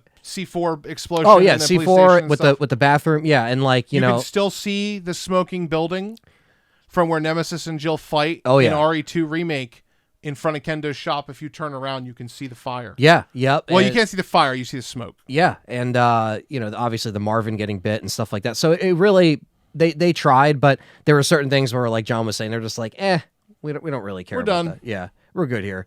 Just have Leon slide down the fucking wall and shoot a gas canister because it's still in the game. I mean, to be fair, the crocodile fight in the original wasn't really a fight. That doesn't bother me. No, and They could have did something like that with the Gravedigger, and I would have been cool. I think we mentioned that back did. on those shows. We were just like, even if they made it like a little segment, because what we got A in chase the remake sequence. was like left, right, left, jump, shoot, done. Where in the original, it's like if you didn't know the canister was there, that was a whole ass boss fight for a lot of people. So, I guess that's Resident Evil 2 Remake. So that leaves us for number 1. Well, a far number one. by Far the number way. 1. Like if RE2 Remake is a 6, this is a 10, in my opinion. I can't stop playing this game. It's an amazing game. I've played it probably every month since it's come out. Wow. I think I might have missed one. Christmas month, December, I was a little busy. Yeah. Even then, I think I played it, though. Resident Evil 4 Remake is a perfect remake. I think so. I think for It just me- is a perfect remake. Yeah. There's a few things that didn't make it into the end. A few. There are some decisions that I sit there and I'm like, yeah, I wouldn't have done that. Like Salazar not having his hat. Little stuff like that. Okay, it's going to be a retelling. It's going to be a reimagining. There's going to be changes. I never thought I'd see an original be outclassed by its remake. It just never happens. In movies sometimes. Because of budget and stuff like they didn't have the effects they had back in the black and white era. So sometimes you can get away with it in the movies. Yeah. But for games, it's like because games are interactive And the idea of you interacting with a game, still the concept of how we do that, really hasn't changed since PS1. We still have the same fucking controller. Yeah. PlayStation controller, essentially. Yeah, there's gyroscopes and shit like that. I don't use none of that. So, like, except for the Wii, but or the Switch. But in my Resident Evils, I don't. So if we're comparing RE4 Remake to RE4, you control them the same. They're literally the same, basically the same exact idea, just brought up to speed with the advancements in technology, moving while shooting, The parry system. the parry system, which was introduced because they didn't have that in the original, but because the enemies were going to be faster and smarter, they wanted to give you something to kind of make up for the difficulty spike. Everything about RE4 Remake is near perfect. Everything's grown on me. I actually love Krauser's voice now. Ada's voice I still am not a fan of. I still think RE2 Remakes was better. So that's another example of where it's not a flawless game, but a perfect remake. Maybe literal perfect means perfect, 10 out of 10, 100%. For me, when I say a perfect remake, I just mean it took the original. It gave me something that I love just as much, if not more. Yeah. Yeah. I love Separate Ways too, man. Like the way they expanded Separate Ways. Yeah, the new thing was a little cringy. Like it just is what it is. Like it doesn't have too much merit to the story, really. Are you talking about the ending? No, I'm talking about the big creature. Oh, yeah. Like that's like okay, it is what it is. Like it's not crazy cool, but they got the lasers in. They made Ada the one that does the lasers. People are mad they took that from Leon. If you know your lore, if you know your Resident Evil history, Leon took it from Alice. It's the only thing that was ever taken from the movies first. Yes. Leon took it from Alice, so it's fair game. People forget about that. Yeah, it was Alice first. It wasn't Leon. Yep. The movies did the lasers. That was the first time where the movies actually influenced the games for that section. And I mean, you really hit it out of the park. I mean, I love it, man. I love the one-liners, the ending. Nick was great. He was even better in 4 than he was. He was in Remake. I think RE4 Remake, you know, kind of digesting it throughout these last almost 2 years, which is kind of crazy. But yeah, it really is. I mean, RE4 Original is one of my favorite games of all time. I love that game. I still love the original to this day. Me too. You know, so I think for 4 Remake, they got the graphics down, they got the engine down. It literally came full circle with the third person perspective with 4 Remake. So by the time they got to 4 Remake, it got all the kinks out from all these remakes, the movements, the little things that, you know, the inventory system, they got it to the attaché case. The merchant works just so much better than what the Duke did in Village, in my opinion. I love the side missions they added. I like the optional ways that you can go about it. It is a longer game by Which a lot of the things. too. And the original is long too. Yeah, like way even longer replaying than it, any of the original games. Even replaying it recently on stream with the GameCube, like I hooked that up and I played it, and it was a cool nostalgic experience to go back and play it on that console. And it was just so ambitious for that console at the time. And just seeing it redone and seeing the actors, seeing Ashley, seeing Luis have like such a major part. I love what they did with him. Like they really adjusted the I guess the ambitious aspects of it. They were like, listen, we're going to turn this up a notch. We're going to make the bosses even more dynamic. We're going to have the fights a little bit different, but still keep it. Some people say even the Salazar fight is a lot harder than in the original game. It is a lot harder. And it is, especially on the harder modes or when you're trying to go for that S+. So I just think, yeah, it really was a perfect pot boiling of just like all these ideas that we just talked about and all these RE engines on our list. Yeah. And came out the top dog remake in our opinion. Now, my favorite remake is still RE1 Remake. Yeah. But that doesn't mean that this takes anything away from RE4 Remake. I still think that this is just a perfect way of how to do an RE engine style game or going into Rex Engine, whatever we're going into. This should be the future. Yeah. RE4 should be the This future. should be the template for 9, like you were saying earlier to that point. I think it needs to, and again, it's sold, I think, already over 10 million copies. This is or the something. basis. So this is it. So like if you remake 1, you take this and strip away Absolutely. the parry. Yes. Strip away the speed at which Leon moves. But you need to keep this. You know? Absolutely. You go to 5, keep it all. Keep it all. Don't even change the fucking You don't way have the game to. is played. You don't have to. All you got to add in there is like maybe like combo melee hits where you can both run up and push a button in sync and just fuck somebody Like up. how they used to do it in 5 with like the well, 1-2 but instead combo, of doing right? 1 and 2, make it so that if you both push it at the same time, It's like an extra it's just thing. an extra, like Yeah. you do like a super up attack or whatever. That would be cool. Double uppercut, Hadouken, fucking Shoryuken, Yeah. fucking shit. That would be Like awesome. that would be cool. But I don't think they need. If they remake 5 or 6, don't touch it. Leave it exactly the way it is. I agree. For 6, maybe add the perfect dodge in. Because 6 is when all the characters are kind of like Yeah. really fucking strong. Or they could add the perfect dodge in for Jill's part in 5. That'd be amazing. Give Jill in the battle suit the perfect dodge Yes. in the Mercenaries. Yes, that'd be killer. Yeah, and Wesker should have it too. And we didn't talk about the perfect dodge, but that was done so much better in RE3 Remake than the original. Well, I And- mean, that's just a, Yeah. we didn't talk about it because it's so it's like a It's an technical, obvious it's thing. a technical thing. Yeah. The original just didn't that wasn't like something that the games really thought about back then. No, and 3 Remake kind of planted the seed, and then with 4, they're like, how can we take that but like implement it with Leon? And then, you can upgrade your knife, you can upgrade your armor, like things can break. Like I just love everything about this game. It's so hard to find stuff that I hate. I've been trying to replay it recently. I've been trying to get back on it because, I got this Resident Evil challenge this year in June, and we're doing an RE4 Remake race, and it's gonna be intense, but I got to get my shit down pat. Timing and precision. Who are you racing? I'm racing, the 24-hour challenge, shout out. It's going to be in June of this year for the 20th anniversary of RE Challenger. I was invited to actually be a part of the challenge, which I was very grateful to be a part of. So it's going to be me, Nuji, Nathan, Izzy, all of us starting at start screen, boom. And then it's just like, and then there's certain like things that we have in place that I won't get into here because I don't know if all that's released yet. We have a lot of stuff planned, and I'm trying to like get better at RE4 because I took a little bit of a break from RE4 Remake for no particular reason. I was just playing everything else on the channel, but I really got to get back into it. But like just recently playing it, it's so much fun. It literally just feels like every time you play it, you just want to play it longer and you get more addicted. And that's how I was with the original game. That's exactly the thing that they captured about the original replayability.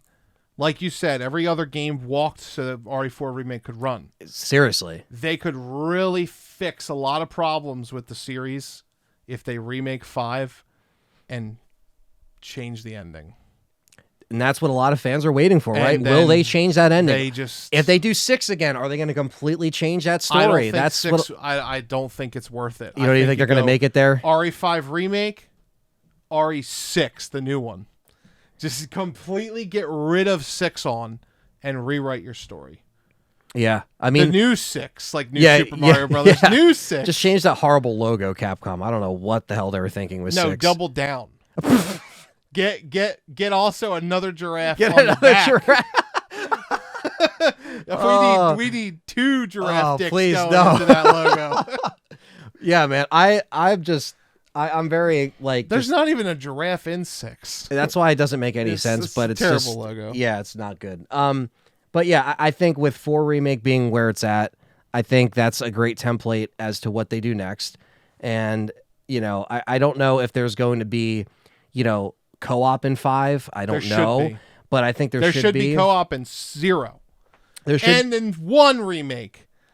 Put them in both. That would be interesting. Why the fuck can't we just have that Resident would be Evil interesting 1 where Chris and Jill are together? That's a lot of people have brought that up in the comments. That's what I want. We already have Remake as the perfect remake of the original game. So make this one make a little this something different. New. Yeah. Spoiler alert, that will be a podcast discussion at some point. Absolutely. Yeah. In the future. We've talked a lot about this, and obviously we don't want to, we could go all day about each of these games for sure on our list, but I mean, we wanted to kind of condense it down to like how we feel about these games now in 2025 after replaying them dozens and dozens of times. And you said it best about RE4, the original. You can play it now and still have so much fun. Oh yeah, it's so in good. 20 years, RE4 Remake will still be that way. It's going to be so much fun. Yeah, and that's just shows you it's the test. It stands the test of time because of great design, great focus. Like we talk about some of these losing focus. Possibly even more fun because of modders. Yeah. Imagine what you could do with a little Anthony keychain where everybody now kills you in one hit. Yeah. Like, there's so much you can do with RE4 Remake. That's true. I want to see all of it carry forward. Yeah. The cases, the charms, the everything. Yeah. Get it all forward. Some things have changed. RE2 and 3 for me have gone down. RE4 has gone up. 7 has gone up, but not enough to take over anything else. Right. Village has gone down even further into the toilet. I hate that fucking game. The writer who wrote that game, if you're listening to this, let me just say I don't wish to take food off anybody's table, but writing's not your thing, bud. Well, now we have the director of RE7 coming back for 9. He was fine. So fine with him. we'll just see who who. I don't think he's writing the story. No, unless the directors he is. We for don't, Resident Evil don't write the typically not, but we'll see. We'll see what happens when we actually get the official kind of credentials for the game, or like who's doing what. And we have a Moogie here crashing the. It's all right. He's the pod. allowed to. But yeah, I think there's. He just wants you guys all to know that Village is shit. He's letting you know. Yeah. See, look at his face. Mugen's like, I wasn't even around when Village was out, but I mean, he was alive. I think he was. Yeah. He might have just been outside. Who knows? He was alive. He's showing. He's trying to show the camera his balls to show that Village, much like his balls, are castrated. Yes. So yeah, that's what he's trying. That's what he's trying to do. But yeah, it's I think with that. Somebody in the fucking chat is going to be a Village stan, and they're going to be like, "Man, why do these people?" You're still welcome here. Yes, we're not. We're never gatekeeping. I don't hate people who like Village. I have friends who love Village. Yeah, and we joke around a lot, but we're never like gatekeepers here. No, we never try any Resident Evil fan is welcome here. I will just friendly debate you and tell you that Village is trash. That's all. Doesn't mean that you are a lesser person for liking Village. I still respect you. Oh, he's starting to chirpy purrs. So next up, anyway, what we got next up? Next up is survival horror happenings. Yeah, so let's talk about that, because there's been more stuff in survival horror than just Resident Evil since I've been gone. A lot of survival horror stuff has been going on. One of them has been Silent Hill for me. Yes, and me actually. I actually recently just played myself for the first time the original 4. Okay. Including Remake 2. Yeah, so the last couple years I've been, playing them, streaming them on the channel, as you guys that are watching know. And John has seen me play a couple of them, and, I played 1 through 3, currently on 4. So I've been really enjoying that journey into the other survival horror franchise that isn't Resident Evil. Obviously I've played, a bunch of stuff like Crow Country. I played Tormented Souls. Crow Country is amazing. Tormented Souls. I played Cold Fear. Alone in the Dark. Alone in the Dark I played, which I really enjoyed. Super underrated. That's going to be an underrated game years from now, I'm telling you. Cold Fear? Cold Fear I played. Which one did you say was underrated?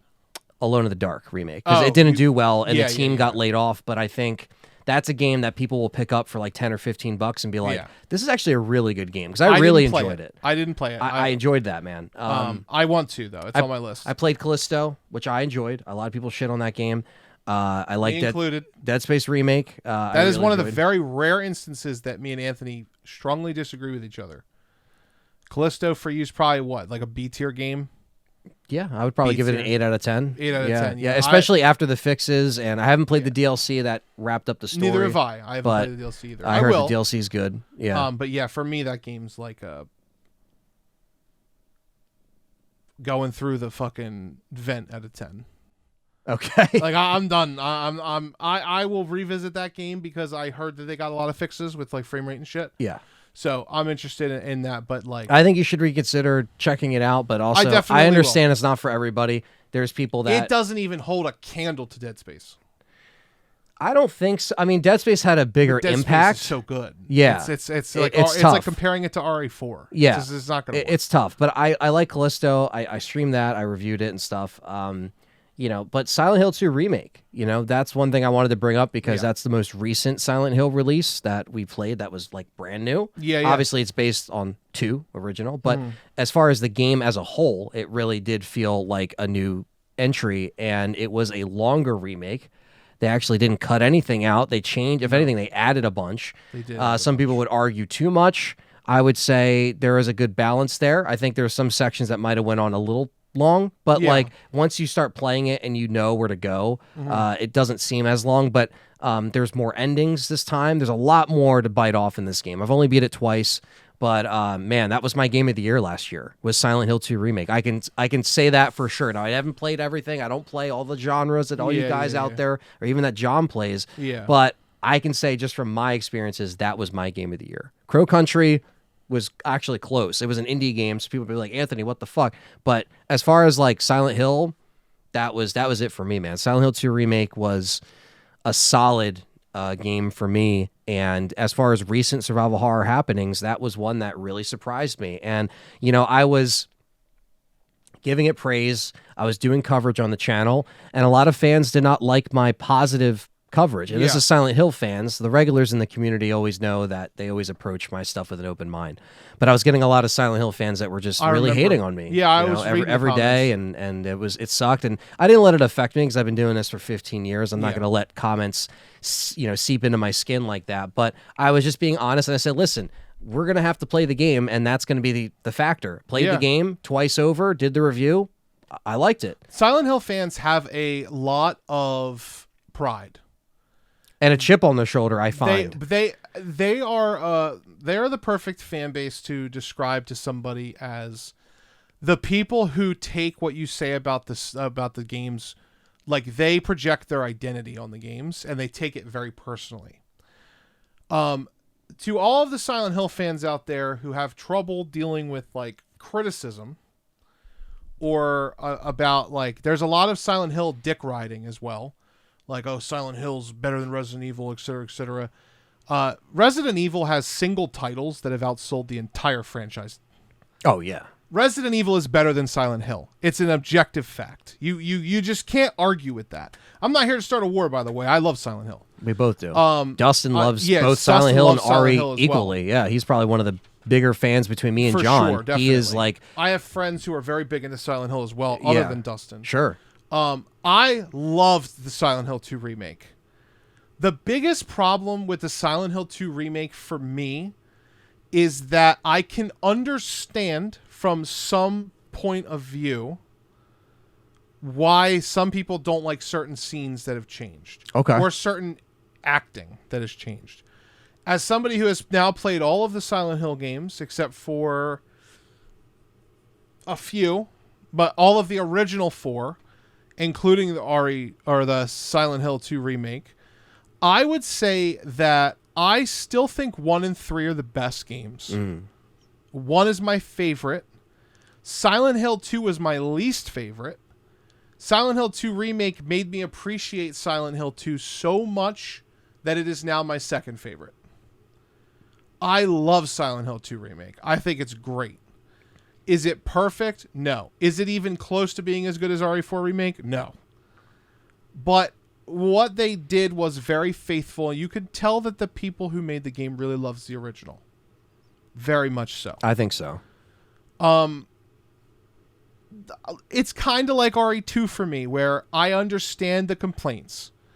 I get the outfit changes are shitty. I get the desexualization of the characters is shitty. But I have to judge the game for what it is, story and gameplay. You know? Jill was undersexualized. It's just a trend, guys. Like, no matter how much you bitch about it, they're still going to follow the rules that they're given. You can't change the rules unless you change them, right? So it's one of those things like, yeah, those are complaints I'd have. I do like the original Heather outfit more. I do like, some of the original voice acting more. I think James was way better in the remake than he was in the original. Yeah. But I don't necessarily think I agree with the rest of them. I think the rest of them were actually better in the original, voice acting wise. So yes, there's good and there's bad. But video games are gameplay first. Even though I'm a story first gamer, you have to enjoy playing it. And Silent Hill 2 is a slog. Playing those Silent Hill games, they are not gameplay friendly. No.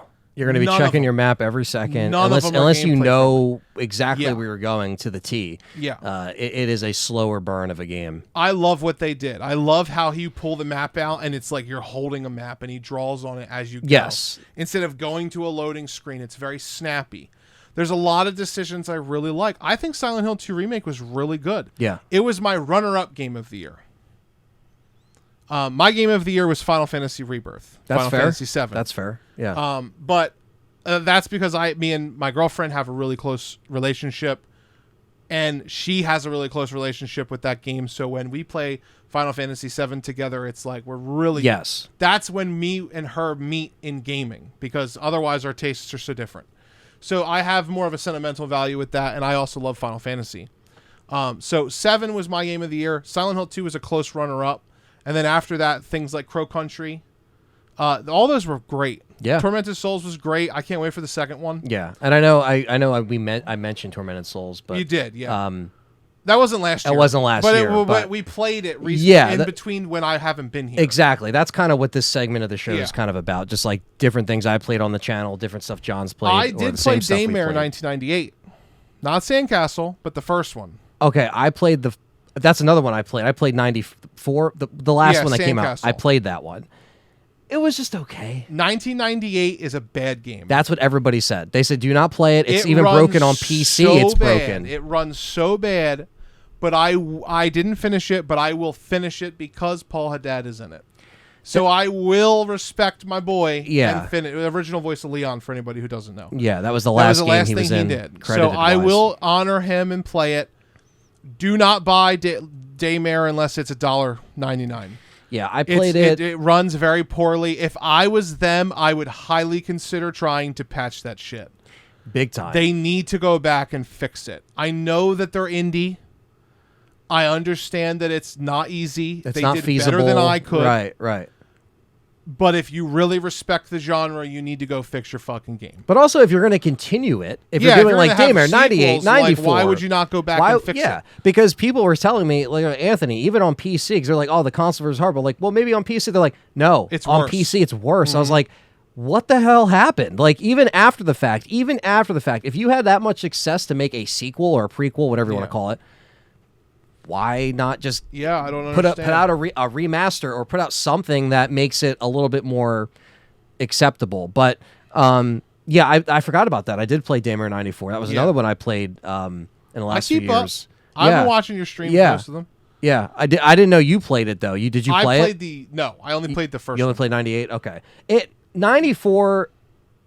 It Dead was Space came out while I was gone. yes. too. That was that's- 2021, right? Or 2? It was 2. Yeah. It was the Callisto came out, I think, end of 1, and then January was Dead Space. It was literally like Yeah. a month apart. But What a great fucking game that was. Dead Space remake was fucking phenomenal. It There's was certain so good. yeah, there's certain things again, kind of like a similar theme of like certain things they change, and I'm like, why did you Yeah. do that? You know what I mean? Also, a couple. There's a little bit of an art direction and shadow thing that I think I prefer the original. It's a little too shiny. It's a little too Glossy. like shiny and a little too dark. It's still a video game at the end of the day. I shouldn't have to struggle to see what I'm doing.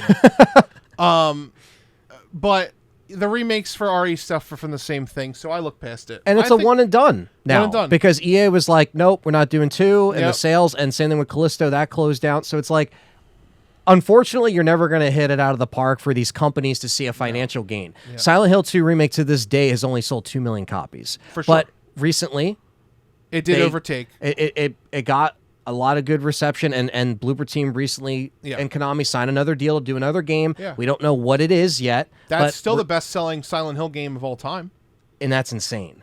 because they never sold. That's insane. Because they're shitty to play. That's what I keep telling people. They are the cult classic game that hardcore fans go back for. They're not Resident Evil. Yeah, it's a different appeal. If you It's similar because it's horror, but the appeal is a little different when Resident Evil has a little bit more of like a streamlined approach. exactly Silent Hill's a little bit more like very in depth. if you line up 100 gamers, they are more likely to enjoy RE4 than Silent Hill. It's just going to happen. Like if you put RE4 remake and Silent Hill 2 I'm not even remake talking in about front remake. of I'm them. talking about old stuff. Okay. Like RE2 will be played with fixed cameras and all more than Silent Hill 2 would be. Because Silent Hill 2 is frustrating to play. The remake fixed that, and that's why I really like it. It makes the gameplay experience better. Now, in a perfect world, we would have gotten exactly Silent Hill 2's original story with voice cast and everything, and then the gameplay of Silent Hill 2 Remake. Silent Hill 2 Remake's best thing for me personally, much like I said to RE4, that's your basis for Silent Hill going forward. You need to keep that formula and then make your new original stuff going forward better. If they take this momentum and if the game that they are working on, because Blooper Team also has that sci-fi space horror IP that's also being worked on. Yeah. And so we know that's being worked on. So some people are like, well, it could just be another new IP. And it could be. It might not be Silent Hill 1 or 3, but since 1 connects to 3, It's 1 Silent Hill needs in to be... space. I know, right? Yeah. Silent Hill 1 needs to come out first, realistically, before you tell the story of 3. That's how it should be. Now, they could do it out of order, but it really the connections you wouldn't really get for anybody jumping into it for the first time. So if they do 1, I'm all for it. So if we're in this new era where we get remakes of Silent Hill and RE and they're successful, great. You know? Yeah, Silent Hill has a better chance now to be successful than it did in the 90s. Well, 99, so 2000s. Yeah. It just does, because RE has literally painted the fucking road gold. Resident Evil has showed you the way. So much like... Resident Evil is one of the most influential games of all time. Just period. Franchises. I think so. It's just... It is. You know, like... It's hard to argue. I mean, RE4 is obviously the peak. But it's just always has been one of the best things. So everybody tried to copy it and everybody failed. But Silent Hill's the closest. Silent Hill 1 is the closest to a Resident Evil clone done almost perfectly. Now, even that game was frustrating. I think Silent Hill 2 and 3 are more frustrating to play than 1. I could see that. I just think it is because it's slower. One is a little bit... Especially 4. Oh yeah, 1 is a little bit more... like not Snappy. chilled, but it's snappier. Yeah, it's a little floaty. Like when you stop running, you don't stop running for a few steps. Yeah. But I really enjoy it. Yeah. I just think it's important to strike while the iron's hot, man. RE4 Remake left like... Geez, you want to talk about that? RE4 Remake has outsold Silent Hill altogether. Yeah. As a franchise. And that's one game. That's one fucking game. It's crazy. Silent Hill fans, I'm talking to you. I love Silent Hill. A lot of people listening to this are going to be like, maybe not a lot, maybe some people. Hardcore Silent Hill fans are going to be like, why does John keep talking about numbers? Why does he keep talking about sales? Because if you don't sell, your game's gone. That's why Resident Evil won the war. Look at Callisto. Gone. It appeals to even like mobile phones, mobile gaming. I don't like it, but I'm starting to get into it because the games that are on the phone have started to get better. They're starting to be more like a DS game. Where 10 years ago, that wasn't the case. Exactly. They were all like Candy Crush, which has its own merits. I'm not saying anything about Tetris fans or stuff like that. Yeah. My mom played a whole bunch of mobile games. But the thing is like you have to understand at some point you need to sell to have a job. If you don't sell, you won't have a job. Alone in the Dark shut down. Callisto Protocol is gone. Dead Space Remake can't have more remakes. It's like all these things that they look at the numbers. These companies like EA, who the fuck did Alone in the Dark? I forget. But that they shut down that studio that was working on that game because it didn't perform. Didn't they do? Wasn't it THQ? Think Nordic? It might have been. I don't think it was THQ. It was definitely one of the ones that's been around for a while. Yeah, look it up if you can real quick. I am. But yeah, like to John's point, it's super important that these goals are hit because, like John said, the numbers are important at the end of the day. Now, obviously, to us, like we just want to play it and be consumers because that's what we do. We consume, we play, we report back to you guys how we feel, talk about it, discuss it, all that good stuff. But at the end of the day, the tippy top people at these companies want to see that revenue or they want to see the numbers. The one thing they actually specifically mentioned in the quote about Silent Hill, they talked about Metacritic scores. They talked about reviews. They brought up those numbers. That was important to them. THQ Nordic. THQ Nordic, so you were right on it. Yeah, they published it. That numbers and I guess also just feedback. Now, some people could look and be like, oh, they shouldn't look at Metacritic. It's like me looking at Rotten Tomatoes. Metacritic is the best thing to look at. Right. But that's like me looking at Rotten Tomatoes and like, oh, this movie only got X amount on Rotten Tomatoes, so it sucks. It's like, well, I won't really know that because it's taking the average, like, anybody can go on there and make whatever they want, right? So it depends on how you look at it, but it was just interesting to see that quote of, Konami and Blooper Team saying, we had these sales and it got these reviews. Like, they look at that stuff. So if it doesn't do well, it's gone. It's just gone. And it sucks that we've seen new IPs come and just completely disappear, or old IPs try to come back and they don't stay around. That sucks. That takes more pieces out of our survival horror lane that we're so familiar with, that we live and breathe, and that kind of spoils that a little bit. And it's not just survival horror either. No. Games Crash in general. has come and gone. Yep. Spyro got shut down. Yep. There was supposed to be a Spyro 4. There was supposed to be. Yeah. Yep. Toys with Bob got screwed around, and here we are. And now it's like, so. And I know that there's that whole thing of like, the past is always going to be better.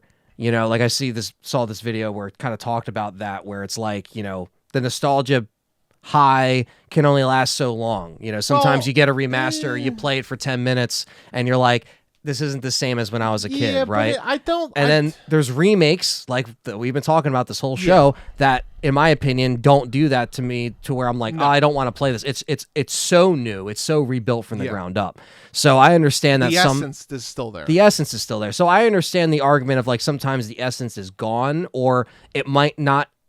Who knows what goes into the psychology of it?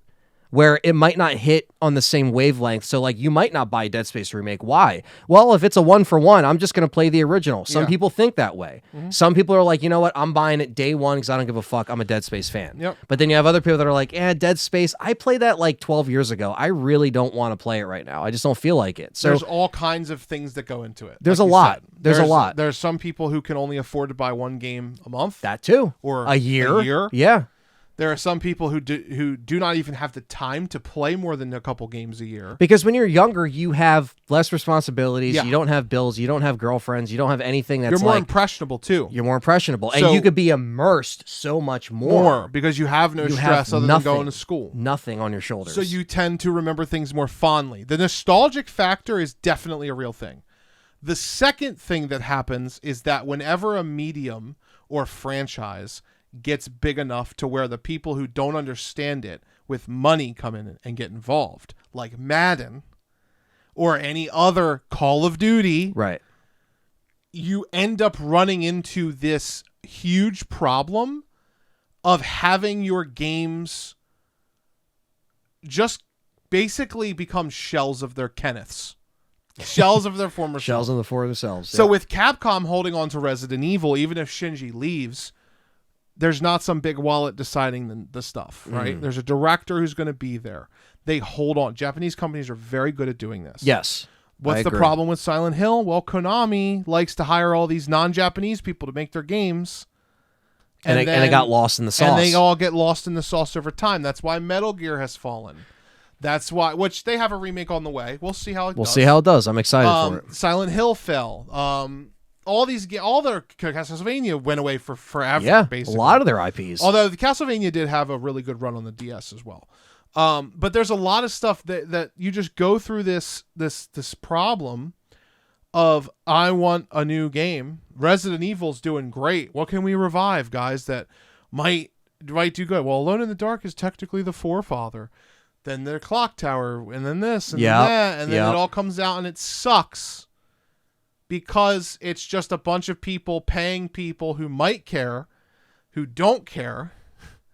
Bunch of people who don't care paying people who might care to make a product that out the gate is not going to be as good as Resident Evil, because Resident Evil is the juggernaut. That set the tone. They're the ones that set the tone. It's like if another football game came out, would they be better than Madden? A lot of people probably would say yes. Yeah. Because back Madden in the day has been stripped down so bad, and there's no love in it anymore. As somebody who has put 200 hours in the last 2 months of Madden, or a month and a half even, it is so stripped down, it's just not the same. No. Back in the day, you had a bunch of football games and options. Yeah, but then do you really think it's not going to turn into that again? The new company will eventually turn into that. Because as the people who care get pushed out, they'll get pushed in. Yeah. Like, it's the same thing. Say what you want about, like, your Neil Druckmann, right? We're not fans of Neil Druckmann. Not anymore. Not anymore. But if he's not in the room, do you think that his IPs would do well? Probably not. Look at Star Wars with George Lucas. It's the same. We could transcend medium. Absolutely. Those Star Wars movies are significantly worse after Lucas I agree. and his editor, who was his wife. We thought at the time the prequels are the worst thing. Nope. Nope. They're not all good, but And believe now me. they're looked back fondly on. Now they are. I grew up with them, so I remember the prequels a lot more than the original. Well, that's Sure. not true. I grew up with both, but I grew up with the prequels, so I tend to think that they're more of a better quality than most people who were in their 20s when they came out think that they were of good quality. Yeah, because If that makes was sense. our generation That's of Star the Wars. nostalgia factor Right. kicking in. Right. Our generation of Star Wars was fast, snappy. Episode high 1, speed, episode 2, episode 3, from high-speed blitzing, 99 to 2005, you had those 3 movies when some people put one over the other, and that was what, we grew up with, but also watching the old ones to get into the lore. And now it's like shows and this and that, and it gets so pushed down everybody's throats. You get sick of it after a while. Disney just gives you that fatigue. They're in on the fatigue nowadays. But to kind of circle all back around, I think survival horror really needs, it needs other attempts. I think those are healthy to have other companies shoot their shot. But it's hard to get over that hill of success, like you said, when you have something like a juggernaut like Capcom just slaying it these last 10 years of coming back. You just have to grab the hardcore. Like Tormented Souls did a pretty decent job. It's not perfect, right? It's lacking. But the fixed story. Camera angles is that's only going to cater to so many people like us and people watching the show or listening. Another game that I think slipped through the cracks. Even though it's been out for a while, I've replayed it recently. The Evil Within's really good. Mm-hmm. I haven't played the second Just one turned yet. 10. Just turned 10 years old. That is a really good new horror IP that I think will be looked back on a lot more fondly than it was received when it came out. Oh, yeah. Even now, people are like, oh, man, you got to replay it. I want to replay them on the Within's channel. really good, yeah, I've never even finished 2, and I really want to play 2, so I feel kind of incomplete. But, I want to get back on that because when I played it, back then I was like, holy shit, this is really good. The Godfather is back at the seat. There's something there. That nuance is there, and it tried something unique and different with its story and characters. And I like Sebastian. I like the stuff that they set up. I just think that what made them just stop after 2? Was it just lack of sales? Was Bethesda all right, that's it? His funding dried up. Yeah. And, again, we have different, eras of these companies. But, yeah, sometimes, they were leaning more into the horror. You had stuff the same month in 2014 that came out. You had Alien Isolation and you had Evil Within in the same month. And now Alien Isolation is getting a sequel, which, in my opinion, is fucking great. Yeah. Alien Isolation is awesome. And very good game. We had a good little sliver of survival horror in 2014 before, and again, this was the downtime of RE when we didn't know what was going on. So, certain things are a random success. Sometimes when you try too hard to hit that success, you fall flat on your ass. Yeah. And so sometimes they're happy accidents and you just it ends up becoming a lot better than you thought, or the fans bought more than you thought and you're like, shit, we can make a sequel. Let's keep doing it. But it's less and less nowadays. It seems like it's harder to kind of reach these expectations, and I think games are so much more expensive now, and things are just a lot more expensive as it is with paying everybody, and there are a lot more that goes into these games. So as they've gotten more technically advanced, it's harder to get things that might run smooth on an Unreal Engine 5 or might have a lot of bugs right when it comes out. Alone in the Dark had some bugs, but it ran pretty well. Gunshot bug.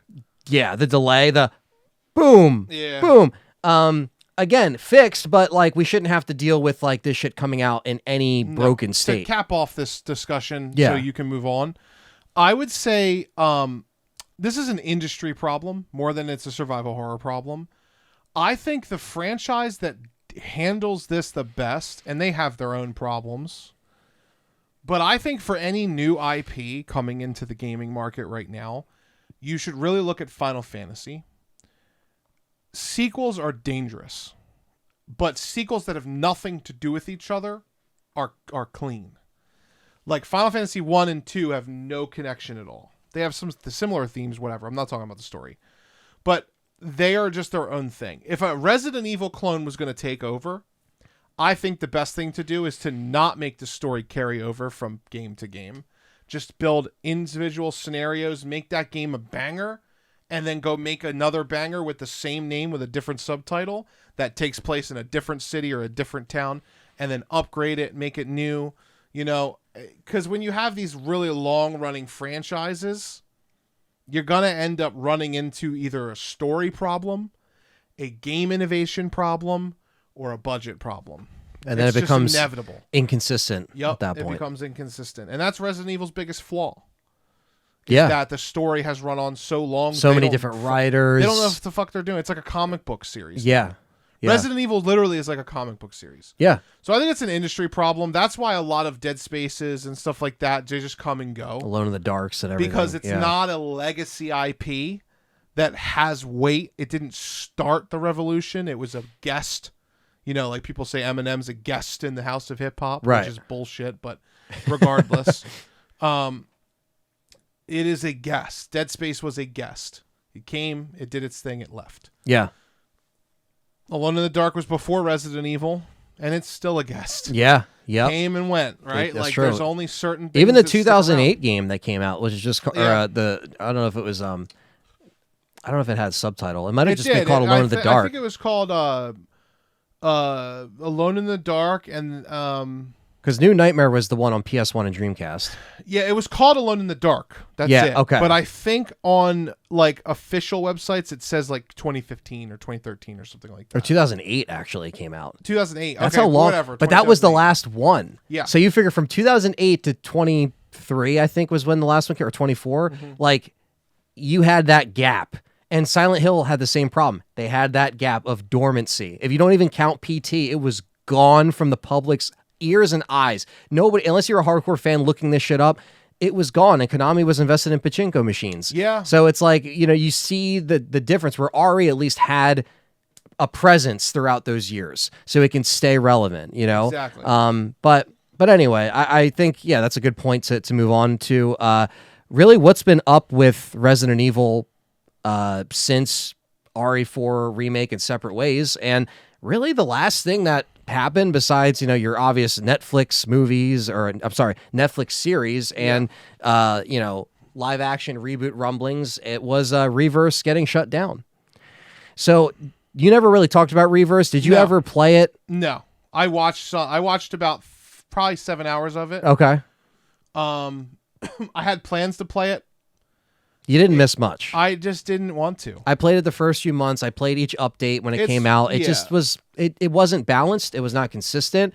And a lot of the squad members that they put in there, like Chris's squad or these men, like we could have had so many more characters implemented in that. And I just think that would make too much sense. Yeah, like with RE right now, like we're in this state of like, we're waiting for RE9, or we're waiting for the next remake, right? Because that's the biggest thing. Just like what's going to be their next thing, right? Is RE9 going to come out way later? Is another remake going to come out first? Is a 1 and 0 remake coming out for the 30th anniversary? Maybe. There's a lot of things that are just around, but this was the latest news, was just like, all right, Reverse is closed down. Our cat's being fucking crazy. I was playing with him. Yeah. Reverse is shutting down and stuff like that. But, Resistance is still up, which I think is funny. Well, because Resistance is at least unique. Yeah. Yeah. Reverse is literal trash. It belonged in the trash. It never should have even came out. It should have never been conceived. I think this comes down to our conversation like this. It's another shit stain on Village. It's connected to Village. It came out to avoid a lawsuit. Not a lot of people, because you can't, there wasn't a lawsuit pending, but you can't false advertise a game and not deliver. So this came out in 2022. It came out a full year later. A full year and Almost some change a full year. later. Yeah, I think No, May came and no, went. I think it was over a year. Oh, yeah. Yeah, May and some change. This thing, because it came out May 2021 was Village. This came out October 2022. So you're talking almost a year and a half, almost, of not delivering on this Versus thing. So that's what I mean when I say they were trying to avoid a lawsuit, because they were just trying to not have false advertising, right? You can't do that. Yeah. It comes out.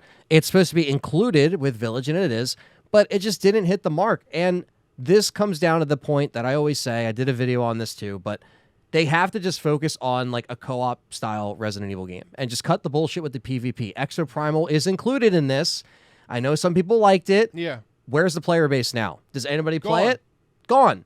Guess what people are playing still? Monster Hunter, because it's fucking co-op and people want to hunt monsters together and have a good time. If you had a Resident Evil standalone Outbreak style game in Raccoon City or Mercenaries even standalone. Why was Mercenaries not just the game? Why was 3D the only standalone Mercenaries game? Yeah. Why? Doesn't You make have any the sense. assets, you have all the characters in the RE engine, you can use them. Yeah. But they just don't. So are you in agreement with me that you think this is where they should just go in the future and stop doing this PvP stuff? Because it's not really working out for them. Resident Evil has never been about PvP. It is never been about PvP. It's about banding together to survive. That's it. The only PvP you get's with villains. And nobody wants to play as the villain and kill people who are trying to survive zombies. Like, that wouldn't be fun. Mastermind versus Resistance is like interesting. Yeah, that was at least an interesting, unique concept. Because it has a place in the story. It is battle testing in the lab. They would have done that. Mm-hmm. So that's interesting. But I just think that if they're going to do more extra game modes, they learned their lesson clearly with RE4 Remake, because the only thing they put out was That's it. And it's in the game. It was a free update in the game. Mm-hmm. Yeah. Well, it's a DLC technically. But Technically, yeah. You download it. Yeah. But other than that, they're a bunch of assholes. They just don't understand. They didn't understand what they were doing, and that was probably a decision made by some guy with huge money bag nuts who didn't understand the product and was like, why can't we have a PS5 versus game like Call of Duty? Yeah, and it's like, guys, well, we can't. Yeah, and why make it part of why make it part of Village too, when I feel like it seems such like almost like an Umbrella Corps. I mean, they didn't charge people for it, thank God, but like Umbrella Corps was something they charged $60 for, $65 for skins and skins. Yeah. Get the Fortnite battle passes out of here. Battle passes and skins and all that shit. No, yeah, it's over. Yeah, so that's dead. And we're not surprised. And you know, that's Reverse will be remembered as the 4chan modded game where somebody got bent over a table and just Nemesis went to town. Yeah, I mean, that's all it's going to be remembered as is the all the assets and stupid videos people were able to make with all the backgrounds and shit. Yep. And that's it, man. Like it's over. Baker running around with his scissors and Nemesis. It's just so it's so funny. And it doesn't even look good. It doesn't. Like it's like a botched down version. It's bad. And also, mind you guys, there's only PS4 and Xbox One versions. They didn't even make it for you. When you boot that up, you have to play it on a PS4 version. You could play it on a 5, but you get what I'm saying. Yeah. It's like they didn't even try. So where the current state of RE is, it's just, you know, we're obviously excited. We want to see what's up next. We're not gonna obviously like lose hope. I know some people are very, you know, anxious to see what the next thing is, but let's let them do their thing. And we know they're working hard, and they're probably working on 2 games at once.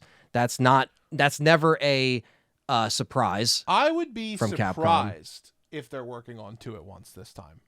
Interesting. I would be surprised. I have a I mean, not that I would be surprised if they're working on 2 at once, as in like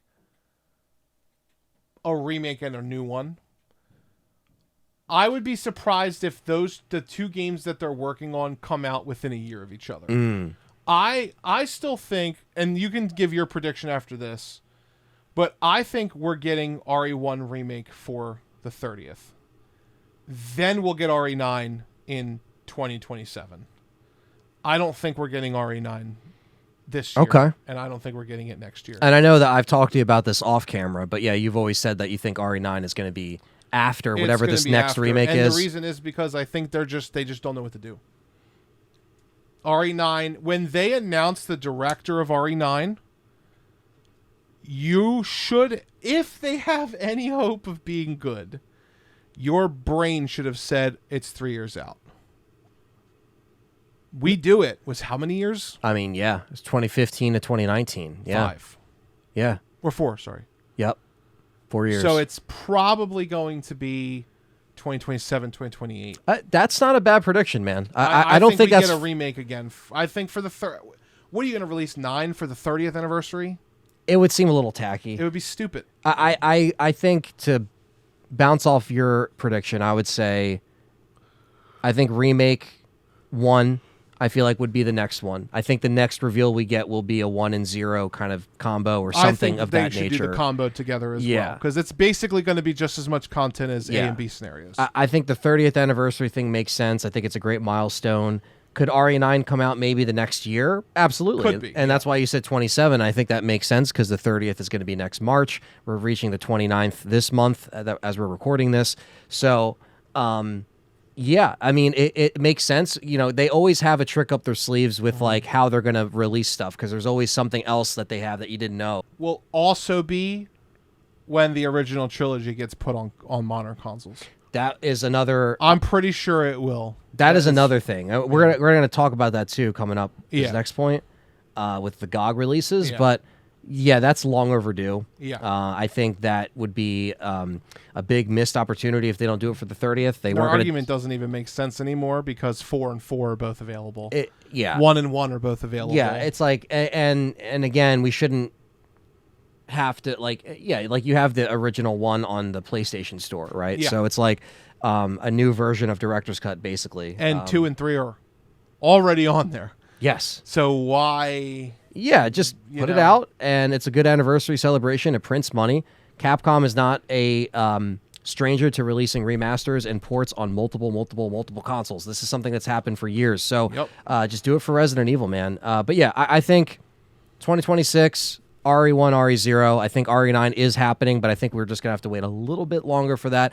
But we could be wrong. We've been wrong obviously before. It could be the opposite. Could be the opposite. We might get 9 in 2026, and then we might get 1 and 0 in the 31st anniversary. Does that make sense? No, but when it's ready, it's ready. Yeah. And I think me and John are excited for whatever we get. So whatever this next announcement is, we'll be excited about. Oh, and I have another prediction.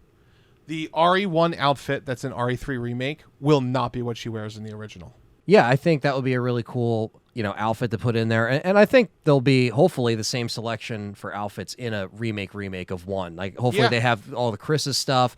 They have the alternate outfits from Rebecca and stuff that you can switch in and out of. That'd be cool. Yeah, and then we Jill, haven't of seen course. any outfits return for RE2 and 3. No, like actually. none of the originals returned, so I don't expect any of the remake or original outfits to be in the game. Yeah. I would expect them to be all new costumes. Yeah. Yeah, no, definitely. It'll be cool, but I think seeing the Spencer Mansion in that perspective would be killer. And for sure, I love remake. Don't get me wrong, but it'll be really cool to see just everything. It'll actually be called Resident Evil 1. I think they'll actually call it Resident Evil 1. Yeah, I think so too. I With think the number 1. Yeah, I think that would be interesting. So yeah, just fingers crossed that we actually get something soon. There is going to be another PlayStation event inevitably in June. So, when the summer I still think months Tokyo happen, Game Show. could be more Tokyo likely. Game Show. We'll see. So We'll see. we're You not going never to lose hope, Yeah. The other thing we want to talk about here, it was the GOG releases. So we haven't really got a chance to talk about this, but we have all played them at this point. Yeah. RE 1 through 3 and Dino Crisis 1 and 2 are on GOG, which is on PC, and you can play it pretty much now on any piece of computer hardware because it can run on Windows 98. It could probably run on your crappy laptop if you're watching And this. they have been updated since they came out, so you can play in windowed mode now. That's cool. Yeah. I've played them all, but Dino Crisis 2 so far. Yeah, GOG is an amazing, good old games. They're ran by CD Projekt Red, and just a very good company. They they really do restore these games, and I know a lot of people just wanted that trilogy on everything, but guess what? Like me and John were just saying, it will probably come eventually, It will come, just not from GOG. GOG won't be the PC version. Yeah, GOG just takes those old PC versions, makes them playable on current hardware like your Windows 10, your Windows 11s, all that stuff. And you can plug in any controller and it works. And it was cool to replay these on PC, man. It was a while since I played the vanilla PC version that wasn't like a mod. So it was cool to do that. And the cloud saves and everything like that. Dino Crisis 1 and 2 was fun. So. Yeah, I really enjoyed the Mac Mini, like the PC exclusive weapons. Yeah. I thought that was really cool. When they first came out, they had a problem with frame pacing, where the game was running too fast. Yeah. But then they fixed that. So I have no complaints. I think all 3 of them, of the Resident Evil side, were really good. And so far, what I've played of Dino Crisis 1, fine. Yeah. I enjoy them. I play them all with the PS5 controller. Yeah, you can literally plug in any controller. You can even plug in a Switch controller and play, which is cool. And that's what I like about that. I think it gives people a chance to check it out. Like I said, you don't need a crazy PC to run it. So if you haven't played these games in a while, like a lot of people in my chat are like, oh, this is like, I haven't played this in 15, 20 years, and now I can. So it does enable people to just play it, check it out. It's it's DRM free. You can use the app. I have it on my computer installed, but like you don't even have to do that. You literally just get the files and install it clean on your computer, and it runs. Or you might even be able to get good old games to run on a Steam Deck. So someone has mentioned to me that they were trying to run it on a Steam Deck and it worked, and then some people said certain ones didn't work. Yeah, it depends on the firmware and like how you install it. But I think you can get it. Yeah, that would be great because that's just awesome to have a Steam Deck at your disposal that can play those old games. But yeah, I mean, GOG is great, and Capcom apparently they put up a little like documentary. Yeah, it was like not a documentary. It was like 5 or 6 minutes, like a little behind the scenes. Yeah, and the journey to getting Dino Crisis. Journey, and Capcom did not want them out, and I just don't know why, because you just did it for 1 through 3. So were they thinking that low of Dino Crisis? Like, I'm not gonna like. GOG had to convince them. Like, remember Shinji said he didn't want to do it either. No, so I don't know what that is, but Capcom, like, it's just gonna print you money. It's they had Dino Crisis a Japanese ads. culture thing. They don't really like reaching into the past. It's the same thing like Pokemon is still not on the Switch.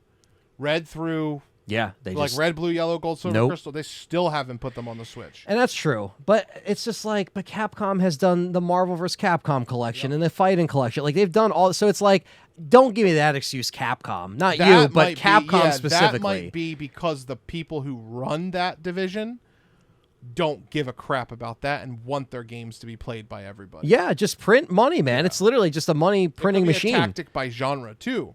That's true. Fighting games might be able to re-release fighting games on new consoles and make good money because that genre is so starved, or the wanting to go back and play a certain game that has a certain combo with a certain character. That might be something that's better than, say, like Capcom seeing the value in playing old RE2 when there's the new one. Yeah, I don't agree with that, but I'm just saying that it's got to be a mentality thing. With Capcom. I think it is, and maybe that's also why we haven't seen the original trilogy as of yet. So who knows if that mindset will change, if someone will come around and pitch that idea in the office or something. Yeah. But it's good for GOG to do something like this, and I think it's been fun to just be able to boot it up. And if you don't know anything about mods, you don't have to. You can mod these versions too. Yes. But if you don't even give a shit about that, you don't know how to do it, you don't want to look up a video, you can just play it. The GOG releases are for you, so I would check them out. They run really great. Great. They've got some really cool modeling. It's really nice. Yeah, you get your extra modes. Even Dino Crisis 2 has the Dino mode, full color too. On the opening intro in RE1, it is full color. Right off the rip, you don't have to mod it for the full color intro. Exactly. Some of the cutscenes obviously are still in like lower res, but that's just because that's how they are. Again, these aren't HD mods. These are essentially just those late 90s, early 2000s ports that they're bringing over. And I played all 5 of these ports, including the Dino Crisis, like I said. Oh, interesting to note too, not that this will affect most people, but it affects you and I. All the old versions have to be monitor captured on OBS because the way that they used to draw FMVs was a file instead of in the game code.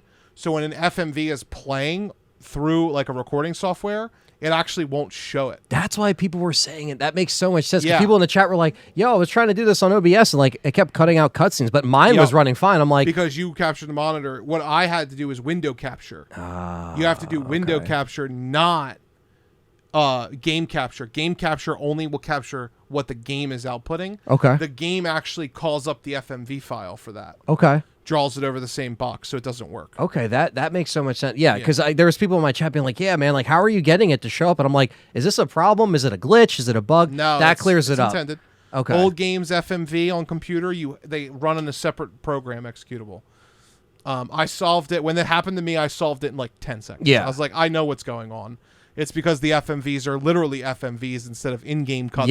Yes. Yeah. That's cool, man. And I mean, that's all kind of we wanted to say about the GOG stuff. We just kind of wanted to talk about it. And I thought the Dino Crisis. I actually saw that in. I didn't see it when I was in New York City a few days ago, but there was a big Times Square ad with Dino Crisis. I thought that was really cool. Yeah. I saw it on the GOG Facebook.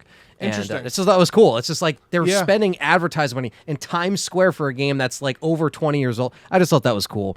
But yeah, so the last thing we wanted to bring up in the show is, well, I guess the movie Reboot that's going on right now. There's a bidding war between Netflix and Warner Brothers and all this stuff. Yeah. And we don't want to get into it too much because this is kind of leading into the end of the podcast. Yeah, here. yeah. With the Reboot movie, the next couple of shows, we're not sure exactly how many.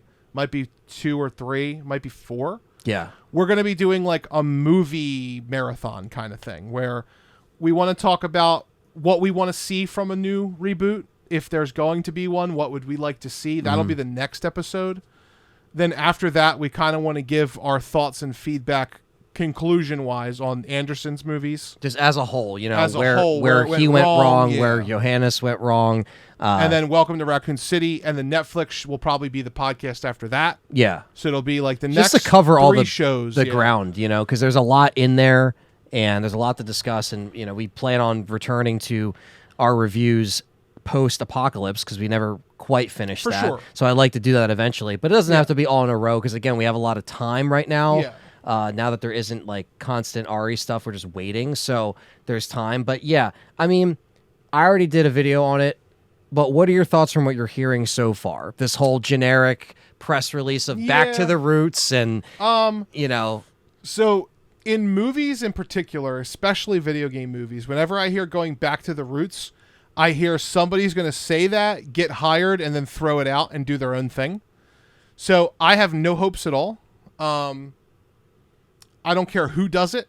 Fucking James Cameron could be given the script. I don't trust anybody until I see it. And they can leave the project too. You know, Yeah, we've they seen. can Remember also when leave James it. Wan was connected to Resident Evil, Yep. and then he was like, nope. And then Johannes Roberts got the gig. They got different producers on board. Yep. So it's like, you know, you never know what could happen in the production, the pre-production side. Now we know that there is Canadian spending for a project called Resident Evil Umbrella Chronicles. This was back in 2024. 3 or 4, and we saw that. We're like, interesting. They put those earnings because they have to. They put the earning or the spending of it, and we didn't. That was what it was like subtitled. But do you think this might be like a 0 and 1 kind of deal? It could be that. That also could theoretically be a documentary series that Netflix will end up getting about them talking about the history of Resident Evil. Now that a lot of these actors and stuff are findable Yeah. because, you know, Community has found them.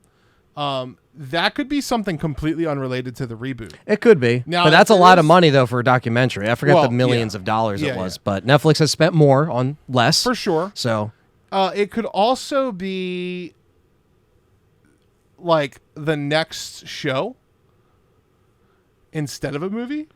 that's the thing, is they kept saying that there's also going to be another show. And I'm just like, if they do that, it just didn't work the last time. And I don't want to get into all here because, again, we'll cover these things individually. But it's just like, Yeah.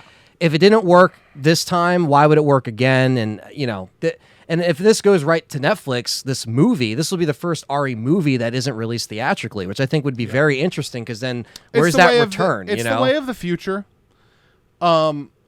The return would be on the Blu-ray. That's usually what Netflix does, is they put the Blu-ray out. Sure, People but buy it. nowadays it's a lot less Yeah. people buying physical, you know. So Yeah, for I sure. know they work it out with their streaming and They deals also and can make rights. the money. The other thing too is like if Netflix pays, let's say Netflix pays for like a movie and it's $5 million.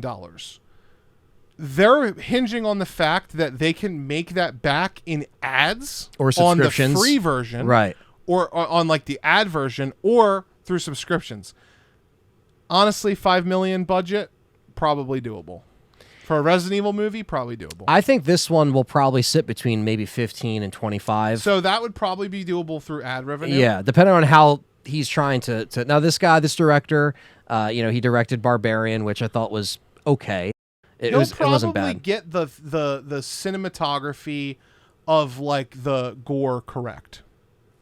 It's the story and how loose it is to the games and all that I'm worried about. Yes, and that's always the case, right? Yeah. We're always just like, what are they going to do now? And we're going to get into it on the next show. The when next we talk show, about yeah, for sure. what we would do. What or we John, would do, what we 'cause would see. What John is going to bring is going to be completely different than what I'm Yeah. going to bring, because it's like we're all going to try to bring our own individual stance as like what we would like to see. And we can agree to disagree on certain things. That's fine. But like, that's what's fun about it, is that like, we don't know what this is going to lead to with what they're working on now. It's still in a bidding war. So if this goes to Warner Brothers, well, It could guess go what? nowhere. It could go nowhere. It could be completely dropped. Now, Screen Gems and Sony, they have to do this, or they lose the rights to the picture deals, right, for these movies to come out. So they almost have to make something from this, whether it's a show, whether it's a movie. So unfortunately, we're in this cycle yet again.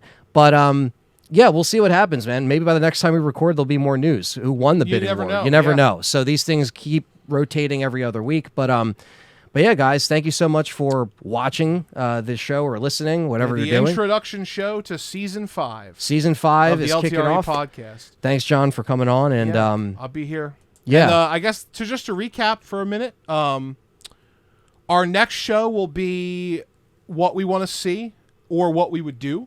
for a Resident Evil live action. Yeah, we'll probably do both movie and series just to cover them both. Yeah, we can. Even and if it's a longer show, that's fine. Yeah, yeah. These And then- podcasts can run to whatever. And then after that, we will do a podcast on just how we feel and where the Anderson movies went wrong. Mm-hmm. What they can learn, what the reboot could learn from them. yes, because we liked stuff about the Yeah, Paul Anderson films. Don't for get us sure. wrong, especially like the first 3. There's some solid good bits in there.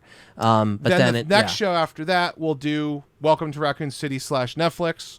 Those will be together because it's only one movie and a series instead of a big long. Now movie. you haven't seen the Netflix show. No. Will you be watching it though? I have it queued up. Okay, That's correct. because I will watch the whole thing by I that show. watched the whole thing, one and done. Yeah. I had to get it done on her birthday that one year. That was horrible. I pretty much had to stay up, watch everything, review it, and then make sure I was free for her because it birthday, came out yeah, on the for 14th that year. So I was like, I'm done. And I still have in that notebook you have over there, I literally have all my episode notes. Yep. So I can literally pull from that and just be like, oh, yeah, this happened and Yeah, this yeah, happened. yeah. And then we can be on the same page. But yeah, that's going to be interesting because John wasn't here for when I was dissecting it. I did a review show, but it was just like me just like, reaming into it basically. But just deserved. But I already know I'm not going to like it. no. Best part about that show, Lance Reddick. It's not his fault they wrote Wesker like that, No. but he is the best actor in the show, I hands believe it. down. Yeah, hands I down. believe it. So he's the only reason to keep watching, in my opinion. Yeah, I Other will than watch that, the whole thing. we'll see. It's a what if, this is a different world, whatever. But I already can tell that I'm not going to Yeah. like it. But we'll see. Maybe I'll like it. Maybe you'll like it more than Welcome to Maybe- Raccoon City. I probably will. Because that Welcome to Raccoon City is just disrespectful. Yeah, in many ways. Is the problem. Many Same fucking thing, ways. At least this one is so It's trying to stand on its far own. gone Yeah. that I can look at it as its own thing and not be like, this isn't trying to be. Almost like what Anderson movies became, because they kind Exactly. of just became their own thing after the first couple. But that's what we have lined up for you guys, so hope you're Yeah. looking forward to that. And then if there's any shows that you guys want to see beyond that, because we haven't planned that far ahead. Right. We have a ton of show ideas. Yes, we're just trying to keep it like month by If month. there's any kind of podcast you guys would really like to see, leave it in the comments below. We do read all the comments, and we will read all the comments on every podcast, obviously. Yeah. Just so if you ever have a show idea, just reply below. And Yeah. we'll take a look, and if it's something we like, we'll add it to our big long list. That's it. And yeah, guys, thanks again for Peace. watching. We really appreciate it. And you can always download all these episodes for free on Spotify, Apple Podcasts, Libsyn, and you can watch the video version on YouTube because a lot of people like that as well. And don't forget to hit the like button on YouTube, subscribe, and that's it for this show. So thank you guys, and we'll see you in the next one. It's good to be back, bitches. We're back.